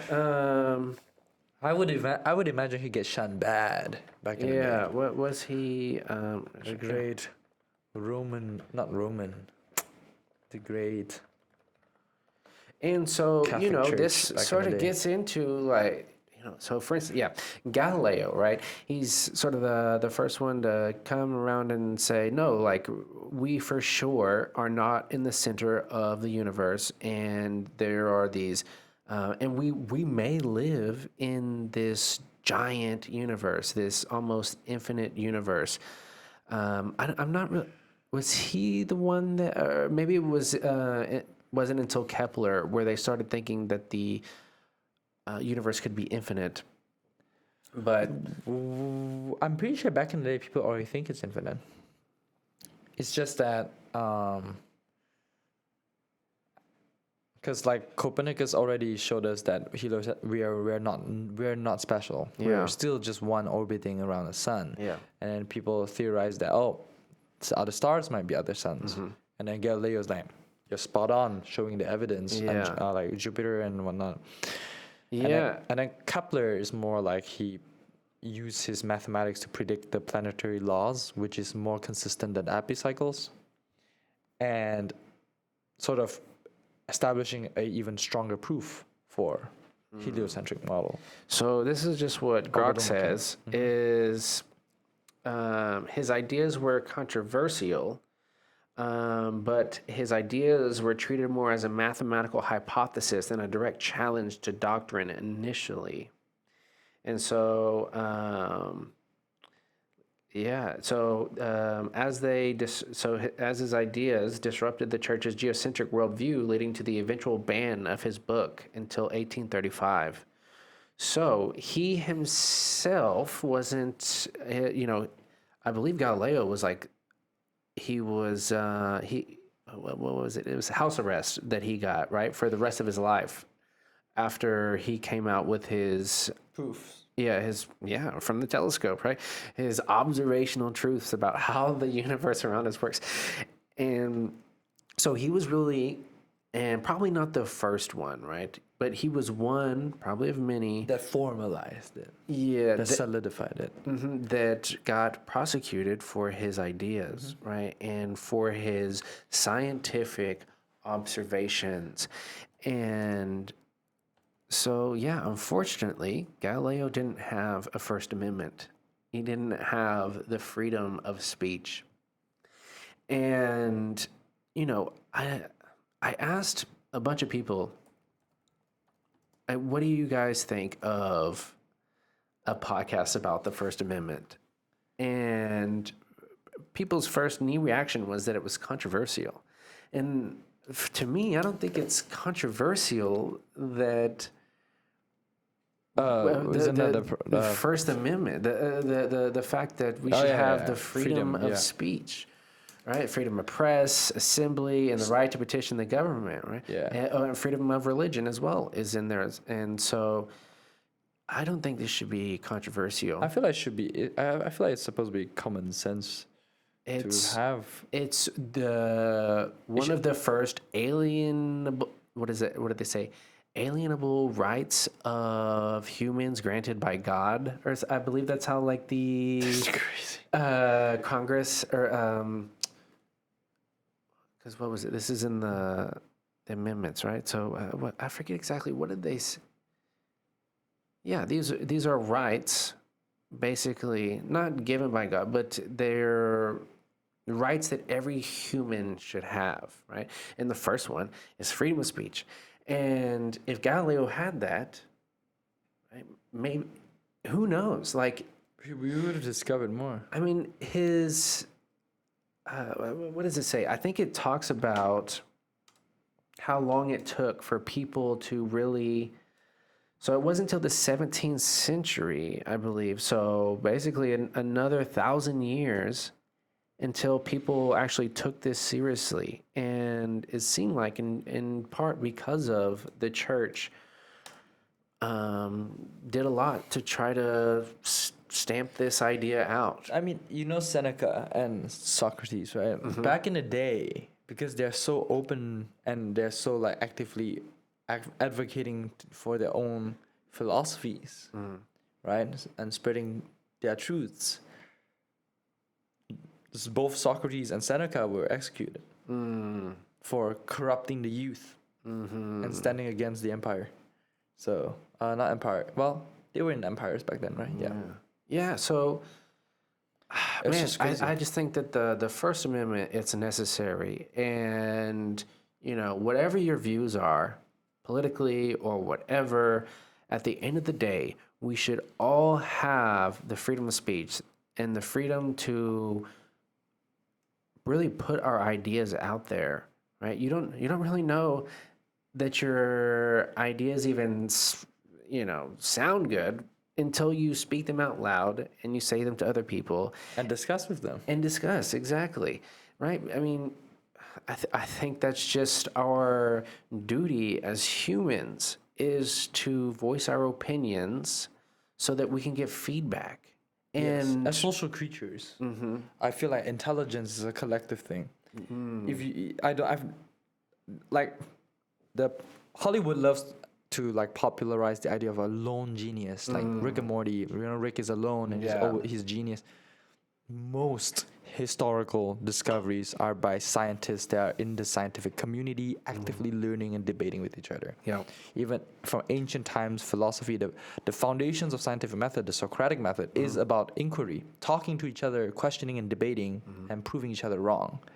That's how science works. Yes. So Yes, and without that, what are we? And where does progress go? It just goes right out the door, it seems like, right? And it's just crazy. Like we have this thing AI, right?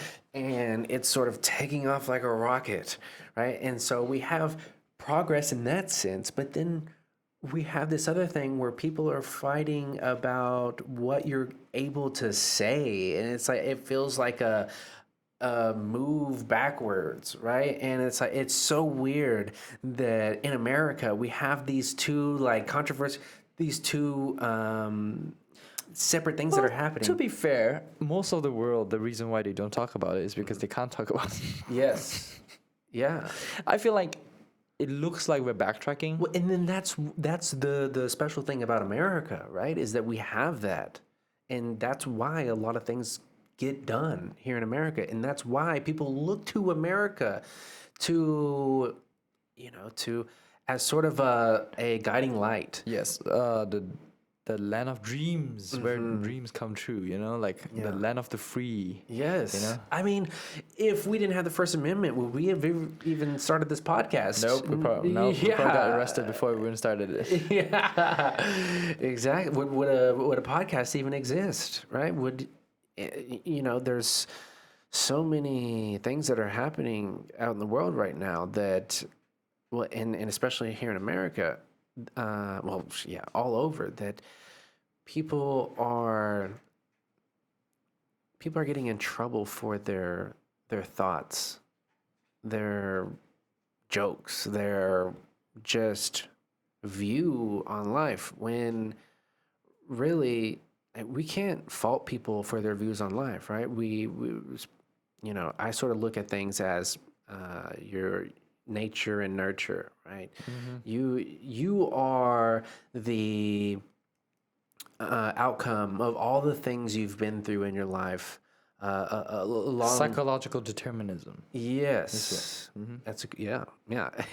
And so, so you can't fault somebody because you're basically saying, well, you lived a life that I don't agree with, right? Which, I mean, that's okay, right? You're fine to voice that opinion, but at the same time, like, you also have been through that same cycle, right? Just in a different way. Exactly. And so if you're faulting that person, well, he can just turn around and say the same thing about you, and then you just end up in fighting infinite conflict with each other. I feel like controversy is where innovation comes from, because that's where difficult things are talked about. It's just that whether both are open-minded enough to understand and debate. Because remember, Socrates loves people talking and debating. The difference is, are you debating with logic or emotion? Yeah. Because I feel like everyone is fair game with their own perspectives and their own views. Yeah. Truth is truth. And I believe that if you say what's not true as true, you're at fault. Or if you do something, if your belief brings harm to others, directly or indirectly, you're wrong.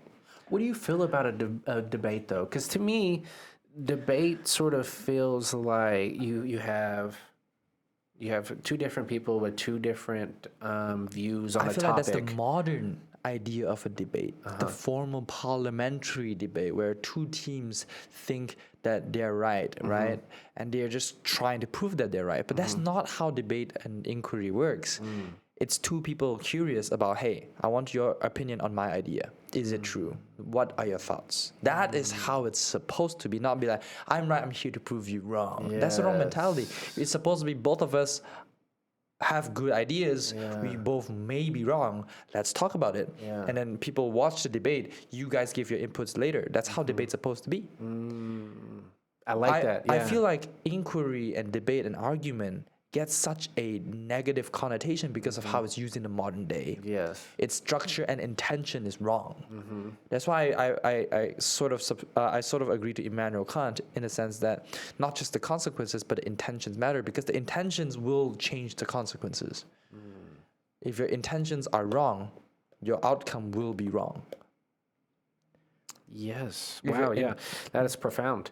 I mean, you come across people all the time who seem to have bad intentions, and there's just something you can feel. You can just, it's so weird. We was talking about feeling the universe earlier, and it's just like, sometimes you can just feel it in like the air. You can feel it vibrating off that person, and that there's like some kind of like negative thing, right? Negative feeling? Yeah. And I think it's your subconscious somehow reading that. Yes, in micro expressions. Yes, exactly. Body posture, micro expressions. That's actually very fascinating. They found that subconsciously, they've done experiments, real psychological experiments, where they put two pictures of the same person with actors with good expression control. So they make one where they both look extremely similar. It's just that one has a slightly different micro expression than the other. And they noticed a raise in blood pressure, heartbeat, pupil dilation. So you can see, you probably consciously won't notice the real difference, but you will feel like that one makes you more uncomfortable because you're subconsciously, your mirror neurons and whatnot all like already, and your amygdala starts like firing. Oh, this person's pissed, or this person is not good. Yeah. That's why resting bitch face often intimidates people, because sometimes it's just the expression can push people off. But it's sort of weird. Like at the moment, it feels like controversy is winning, right? Like In the sense that almost like- controversy is staying controversial. yeah, well, it's okay. Maybe that's not how I want to say it. So I don't know. It feels like there's just a negativity in the air. Now, what's kind of weird, right, is that, you know, if I'm just living my life and I stay off of social media and I stay off of, you know, the news, I feel a lot better. I feel more positive. Isn't that weird? Like, why? It's true, because negative bias. Humans have a negative bias because we're evolved to survive. So negative things will be more impactful to us because that's the only way we can learn. And because of the negative bias, that's also what gives people most attention and most emotional energy to. So that's why mass media more likely would, more often than not, post negative stuff. Yeah. So I don't know. I don't know if you want to talk about what's been going on campus recently about the guy outside the protest and whatnot. protest. Yeah. Well, I feel like that's a topic for another day. Okay. But basically, there's a study that found that a loss of, let's say, I'm just giving a arbitrary value, a loss of 100 has the same effect, if not more, than a win of $200, for example. So the They're negative, saying like dopamine hit. Is there like just the psychological impact, the potency of it on your life is so you're losing something is always more potent. Something negative is always more potent than gain. Yes. Yeah, like a loss.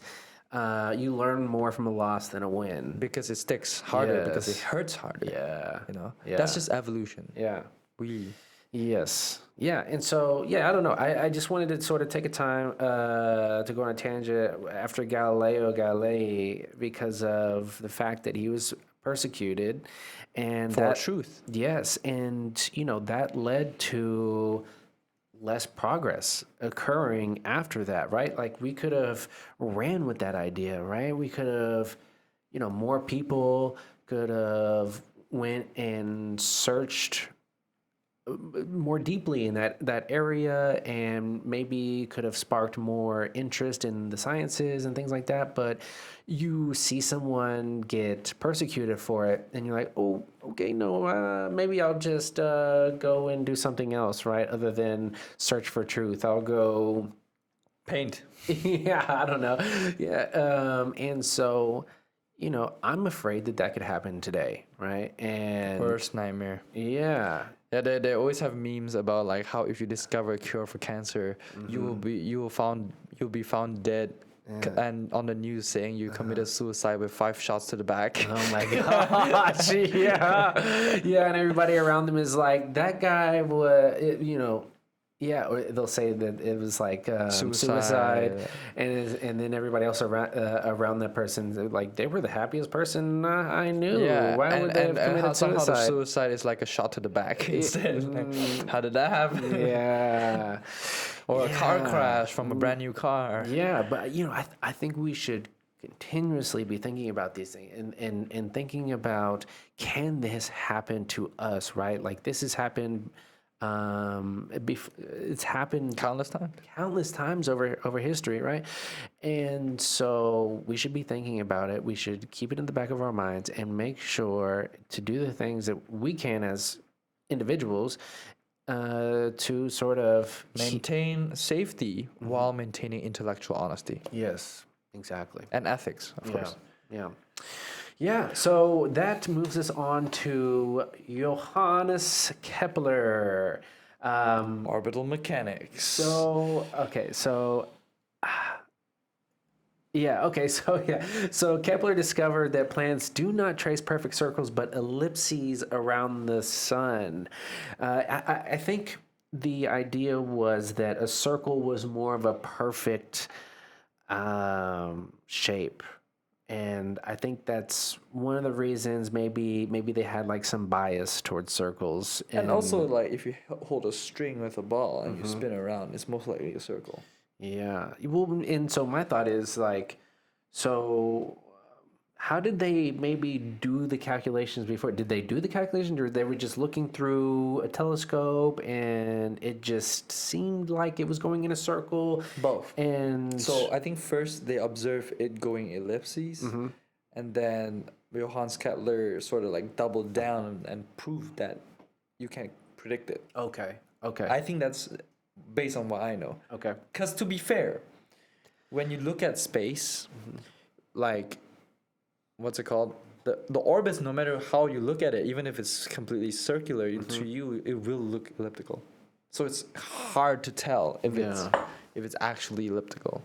So I think people probably speculated that it's elliptical, but Johannes Kepler is like, yep, I can Yeah. predict that shit. Interesting, interesting. And so, let's see here. The first of his three laws of planetary motion were discovered through these ideas that he had about the ellipses, these circular ellipses, and how the planets were revolving around the sun, essentially, right? Because he was. Yeah, and so he was the one before Newton to sort of come up with these different laws of motion, but really it was just more specifically to the planetary motions. And so let's see here, one of the things that I guess this is a quote of his, or no, maybe not a quote, but anyways, what it says is Kepler, a mystic at heart, spoke of a celestial harmony, and in his laws, humanity heard for the first time the true music of spheres. I don't know. I just love that. I love that addition. Yeah, because I think he was sort of. Did I highlight this? I think he was sort of trying to show just how beautiful these orbits were. And there was this idea of like harmony in the universe. And there's like this, I'm trying to think of it. So, where was it? Anyways, so Wait till we go into the science of synchronicity, oh my gosh, resonance and I could have dissonance. swore I highlighted this. You're good. Set the chase for Newton's grandson. Anyways, so yeah, there was this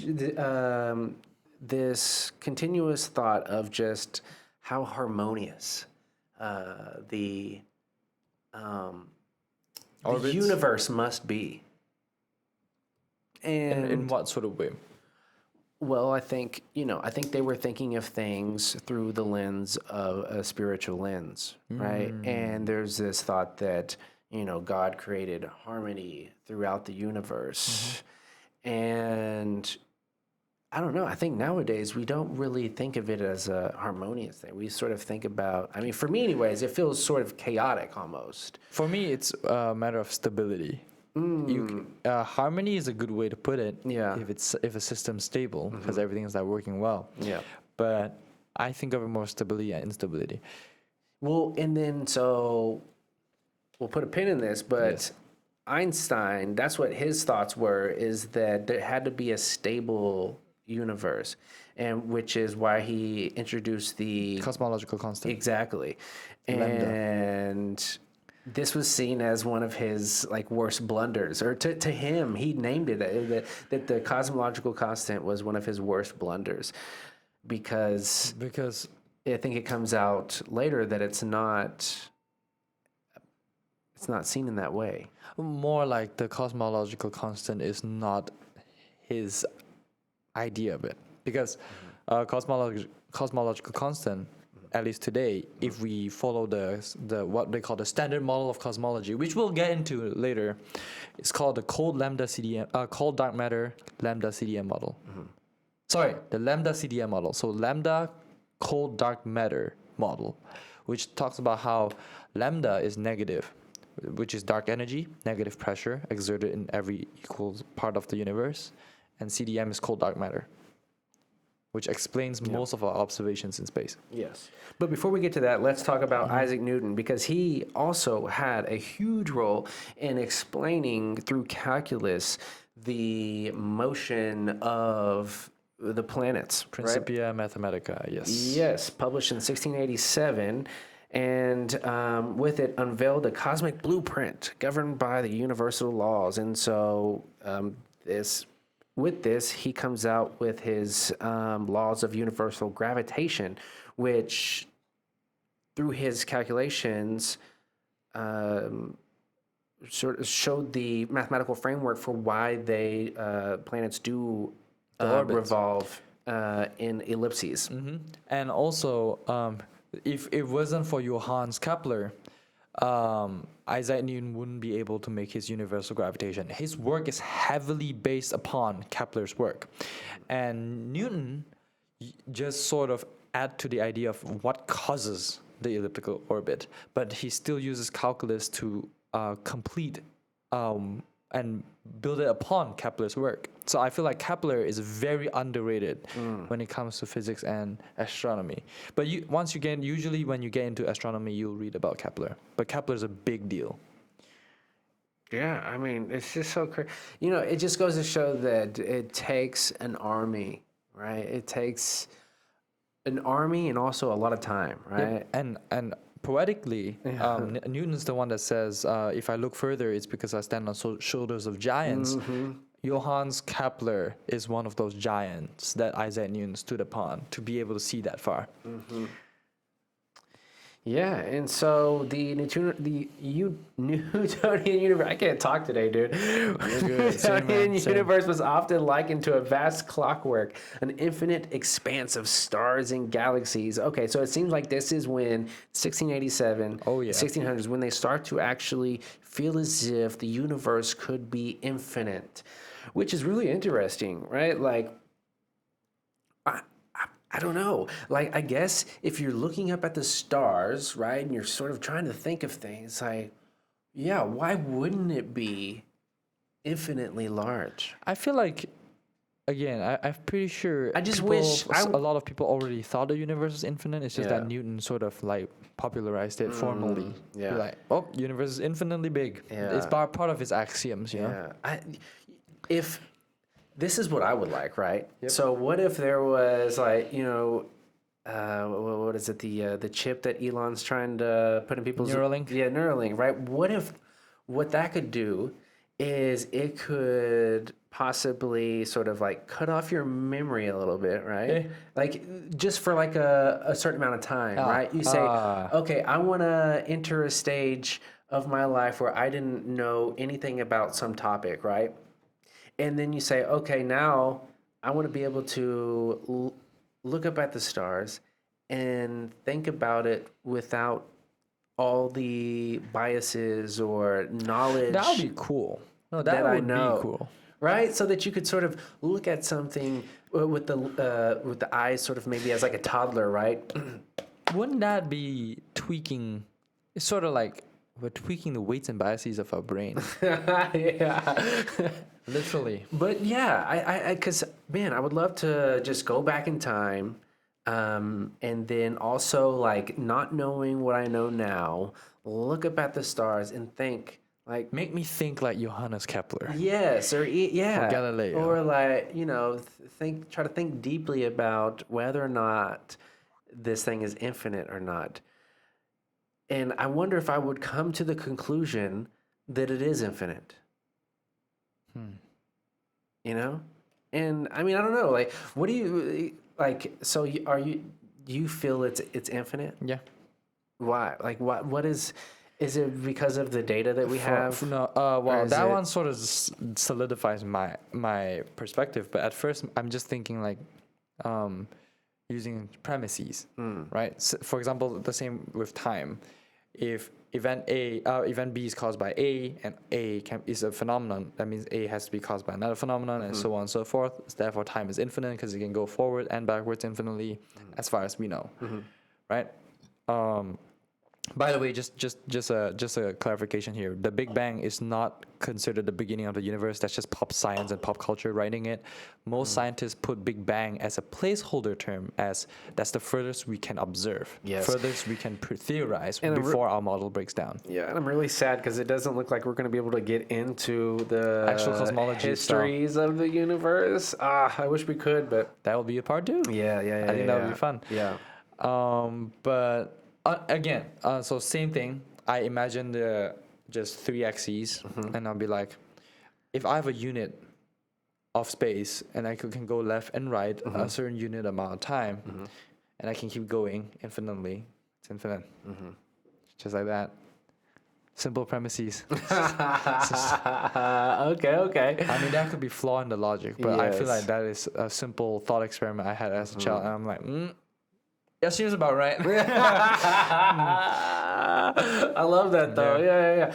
I mean, yeah. I mean, it's like whenever you look into like a whale, right? Like A whale? a water whale, right?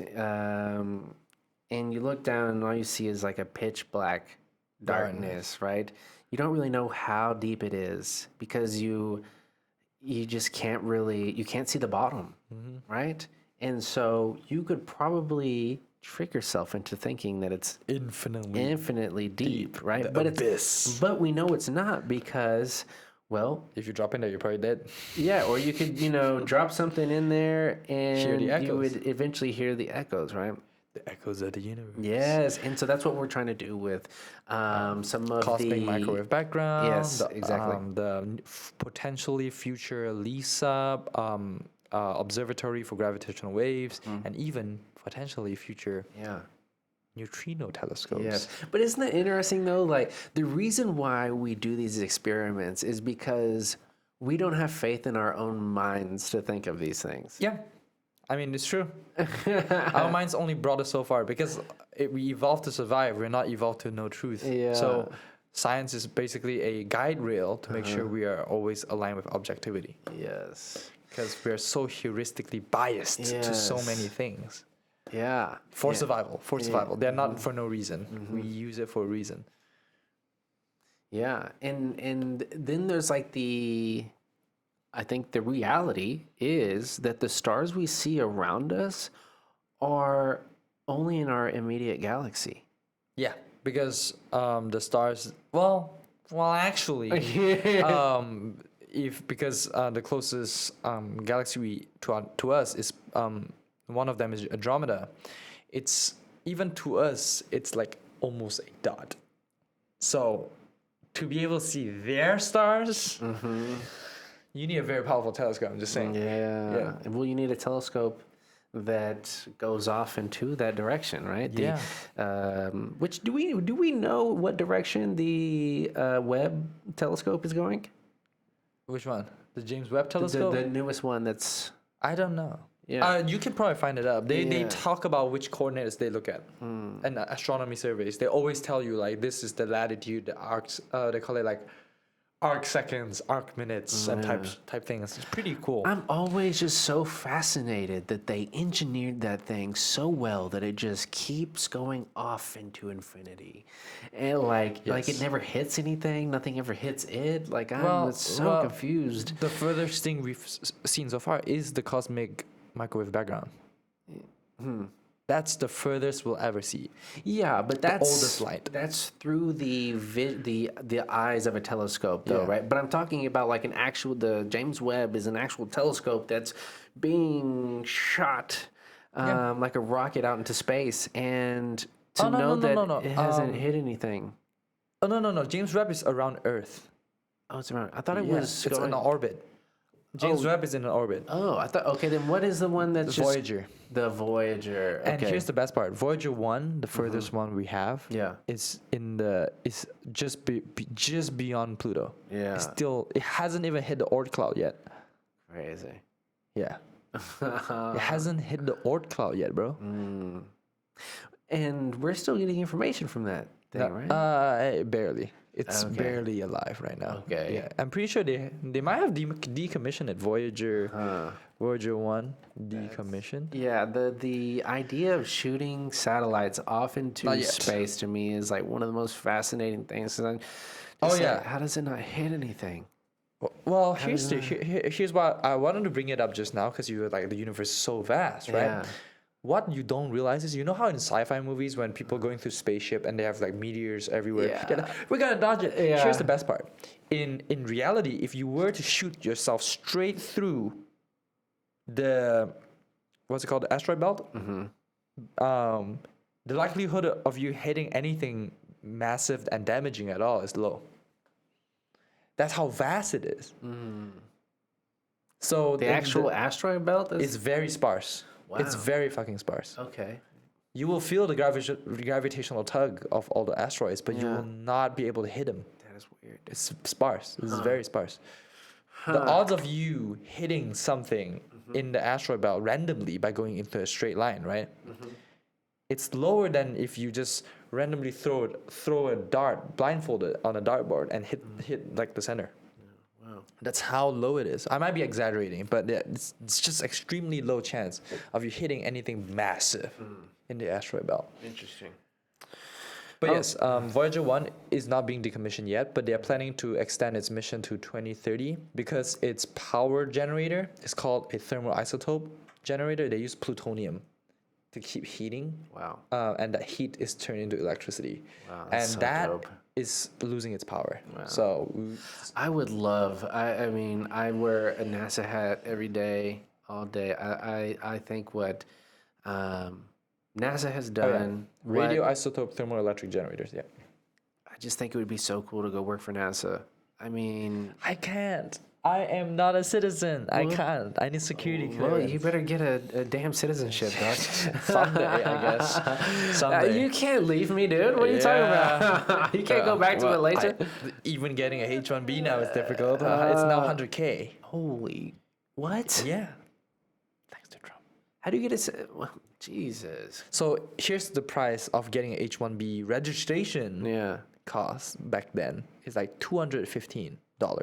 Now Now it's it's 100,000. 100K. So if a company wants to hire me, they would need to pay for 100K to register my H-1B, just for me to work here. So the chances of me actually working here. So you have to get $1 million job. Oh yeah, I need to be. I might as well just be the next Bill Gates or some shit. You know, like.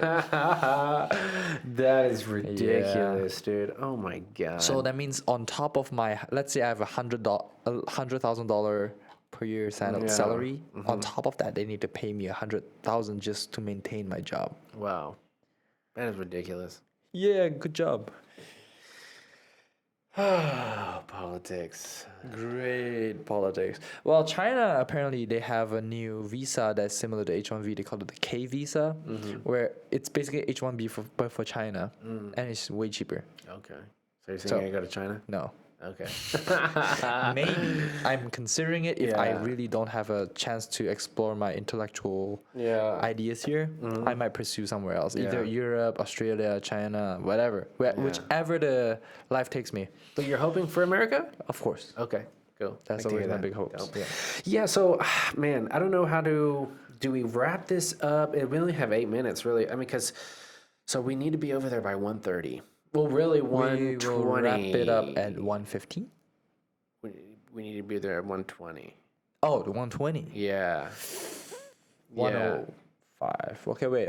How far have we gone? We still have still have Immanuel Kant, Albert Einstein, Edwin Hubble, Lemaitre. I don't know how to. Lemaitre. Lemaitre.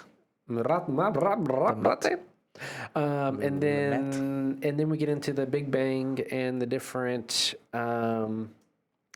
theories behind the history of the universe. So, Whoop. oh. I'm trying to learn that pronunciation of the word. So I guess we could sort of just So Immanuel Kant comes along in the 18th and 19th centuries, and essentially comes up with the nebular hypothesis for how stars and planets form and natural. Oh, at this. Oh no, I am sorry. He proposed that the hazy nebula observed in the night sky were not just gas clouds, but distant galaxies. So island universes akin to our Milky Way. So yeah, they were able to see not just the Milky Way, but other galaxies, right? I've never Because seen they see another the- galaxy other than the Milky Way. I have not even seen the Milky Way. Crazy. I'm jealous, right? Yeah. God, I just think that it probably would unlock so much. It would probably open some new part of your mind, bro. Yeah. And so at the same time, scientists like Pierre Laplace and others developed the nebular hypothesis for how stars and planets form, and natural philosophers debated whether the universe was infinite in space and time or had a beginning.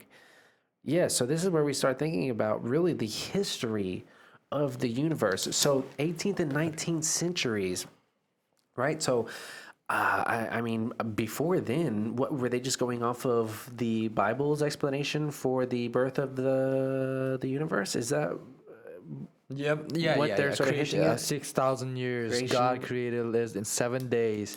The best part of the creation myth is that in the beginning of the universe, God created heaven and earth. Yes. And then he said, let there be light. Bro created the earth in the dark, bro. That's crazy. I can't even go through my room in the dark, bro. That's insane. Oh my God, that's hilarious. Anyway, I just stubbed my toe the other day, just trying to walk through my room in the dark. that's hilarious. And so by the 19th century, many thinkers envisioned an infinite, possibly eternal cosmos, one that was hierarchical and filled with stars grouped into galaxies, all governed by Newtonian gravity. Yes. And so, It's crazy. yeah, I mean, so Newton and, I mean, how long was the Enlightenment? So the Enlightenment. It's a long time. But I'm just very curious. So many philosophers back in the day are the scientists. Yes. Immanuel Kant, he's known for- Naturalis Philosophia. Yeah. Philosophy No, Naturalis? Philosophy Naturalis? I just Philosophy of wonder, the when nature? did it start diverging? Like, why can't we still be Philosophers? philosophers while scientists? You know what I'm saying? Now it's more like you had see to a be one or the genuine. other. Yeah, you see a genuine divide. I'm like, bro, Immanuel because- Kant is known for categorical imperative, People have practical imperative. People have been saying this for a long time now, that we're sort of lost in the math, which is a great book Sabina. by Sabine Yeah. Hassenfelder. Sabine Hossenfelder. Hassenfelder. I hope I'm Yes. not butchering your name. Yeah. Sorry if we did. But I'm not yes, German. She has a great book out called Lost in the Math, where she goes into how physics has basically just turned into A mathematical creation myth. No, it's true. That's an interesting one. Because words are just descriptions, Yes. right? Qualitative descriptions. Mathematics is a quantitative description of how systems work. Yeah. One uses words to create stories about how the universe works narratively. Yeah. One uses mathematics. Yes. You're just making a mathematical creation myth. It's a Interesting. myth because it's not proven.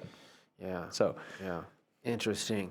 Yes. So I think that's really a must read, especially if maybe even thinking about getting into theoretical physics.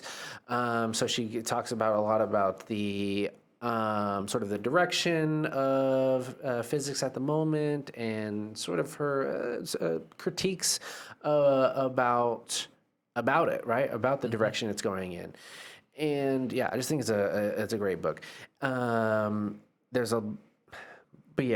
And so don't get me wrong, I love math. Math is like one of really my favorite things. I mean, it's a beautiful language, in my opinion. Yes. Math is like a language. in my yes, opinion. but I think we need to feel free to philosophize about I just think we need to stay grounded, regardless of what language we use. No matter it's math, music, or yes, I consider music a language because technically it's expressing something. But math, music, or just English language or computer languages, no matter what language, you need to stay grounded. You know, you need to use that for practical, experimental work. You Yeah. need your theorizing should be grounded.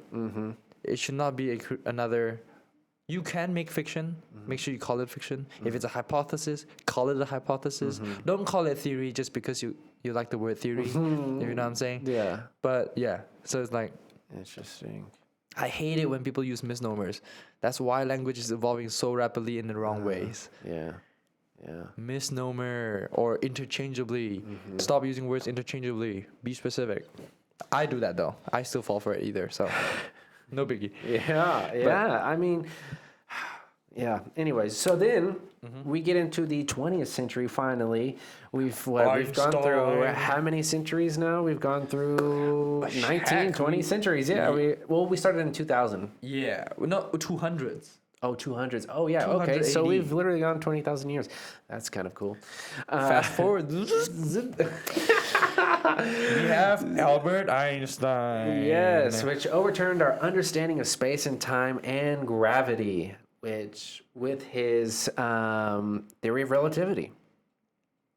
Well, we don't need much explanation for that. Yeah. 1915, general theory of relativity, and also his theory of special relativity, allow us to have a perspective on how the universe evolved, because it's not only more accurate and more precise for than Newtonian mechanics, it's also more specific for higher energy, lower energy conditions. Like it just expands to you can apply this to the entire universe. So Yeah, and so it sort of starts to hint at the first thoughts of whether or not the universe is expanding or contracting. whether And it's is it- static or not. Yeah. Yeah, exactly. And Albert Einstein, if I can remember right, he believed that it was static, and that's why he introduces the cosmological constant, which is considered his greatest blunder to himself, actually. And Yep. And here's the best part. which I love that he sort of called himself out. Intellectual honesty. Yes. We need intellectual. If you're wrong, just say you're wrong, okay? Yeah. It's not a shame. Yes. It's actually very manly. No, Yeah. so anyways. So yeah, so the greatest blunder, yeah. So the universe is not static. Despite the hesitation, Einstein's work was a catalyst for modern cosmology. And also, yes, Alexander Friedman and George Lemaitre. Wait, let me listen to this. Lemaitre. So George Lemaitre was, I hope I'm not butchering his name. You probably are. It's fine. Yeah, but that's fine. they use Einstein's math to prove that the space time can stretch and contract, and it's dynamic. So and shortly after, Hubble, Yes. around the same time, Yes. discovered that the universe is actually expanding. Yes. And so this is really one of my favorite parts of Cosmology. this history that we've been going through. Yes. And so it says in 1931, Einstein visited Hubble at Mount Wilson Observatory and gazed at the observational proof of expansion.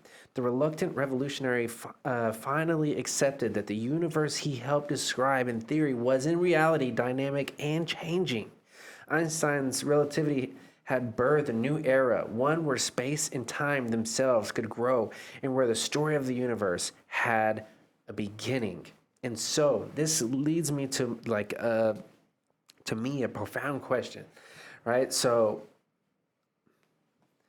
his work literally pushed the boundaries of what we know about the universe, right? And believing, and so he sort of had these ideas based on thought experiments and math that he had done, right? And then being sort of maybe not justified, but being able to go to that Hubble telescope and see that most of his reality that he built inside of his head, It's wrong. well, but and to be able to actually see that in real life, right? It, to me, is just that had to have been such a profound moment. Yes, to be able to see Yeah. your model being applied Yes. must be some. I can only imagine that. Like, Yeah. especially if you're peering through a telescope, that must be such a magical experience. Right? I'll be man. I wanted my childhood dream was to have an observatory. Yeah. Hell Didn't yeah. happen. Just like the time travel one. Didn't happen. Yeah. But you know, I mean, yeah, just I mean, how great of an experience would that be where you have this theory and I don't know it's how happening long right in front of you. It's just 10 years later. it was, just 10 years later. 10 to 15 years later. Wow. Wow. That's I crazy. mean, to get that sort of justification, get that, just that feeling. I'm sure that just I don't know how to explain it, right? the sublime, the awe. Yeah, I mean, just thinking about it, like I feel like I could just break down into tears with Yeah. emotion because of, man, if that happened for me, if I was in Einstein's, shoes at that moment, man, just how profound would that be? How just,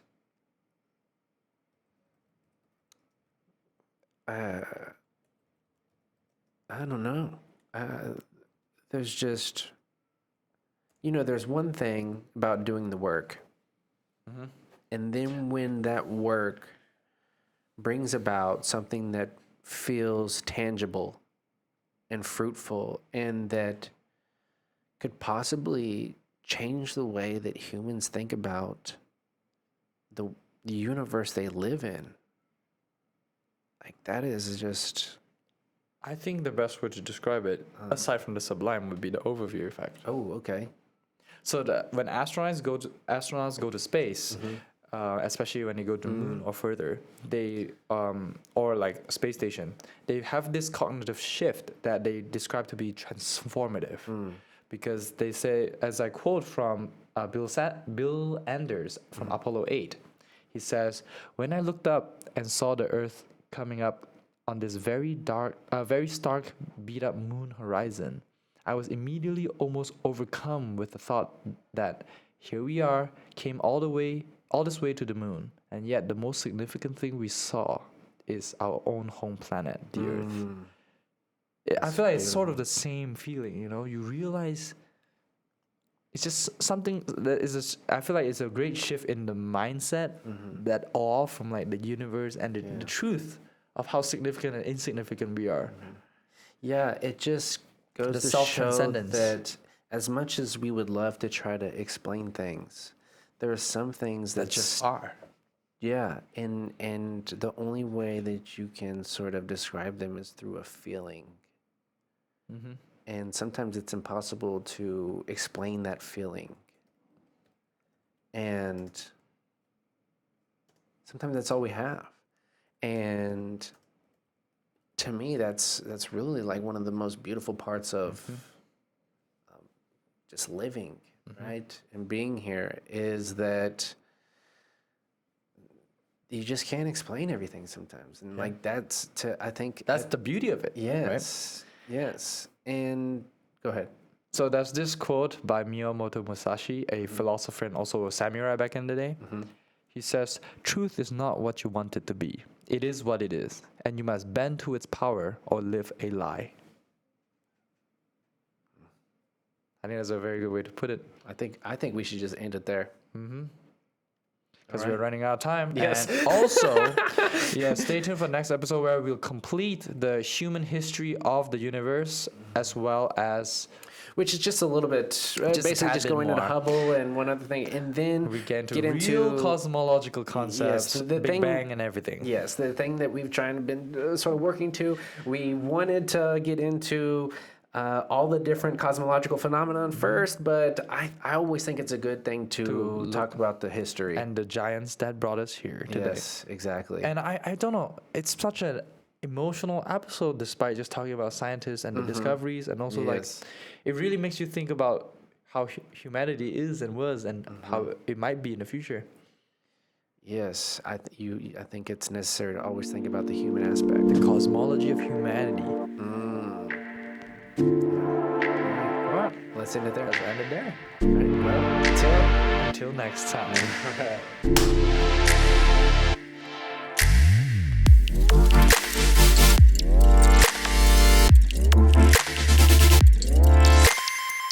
till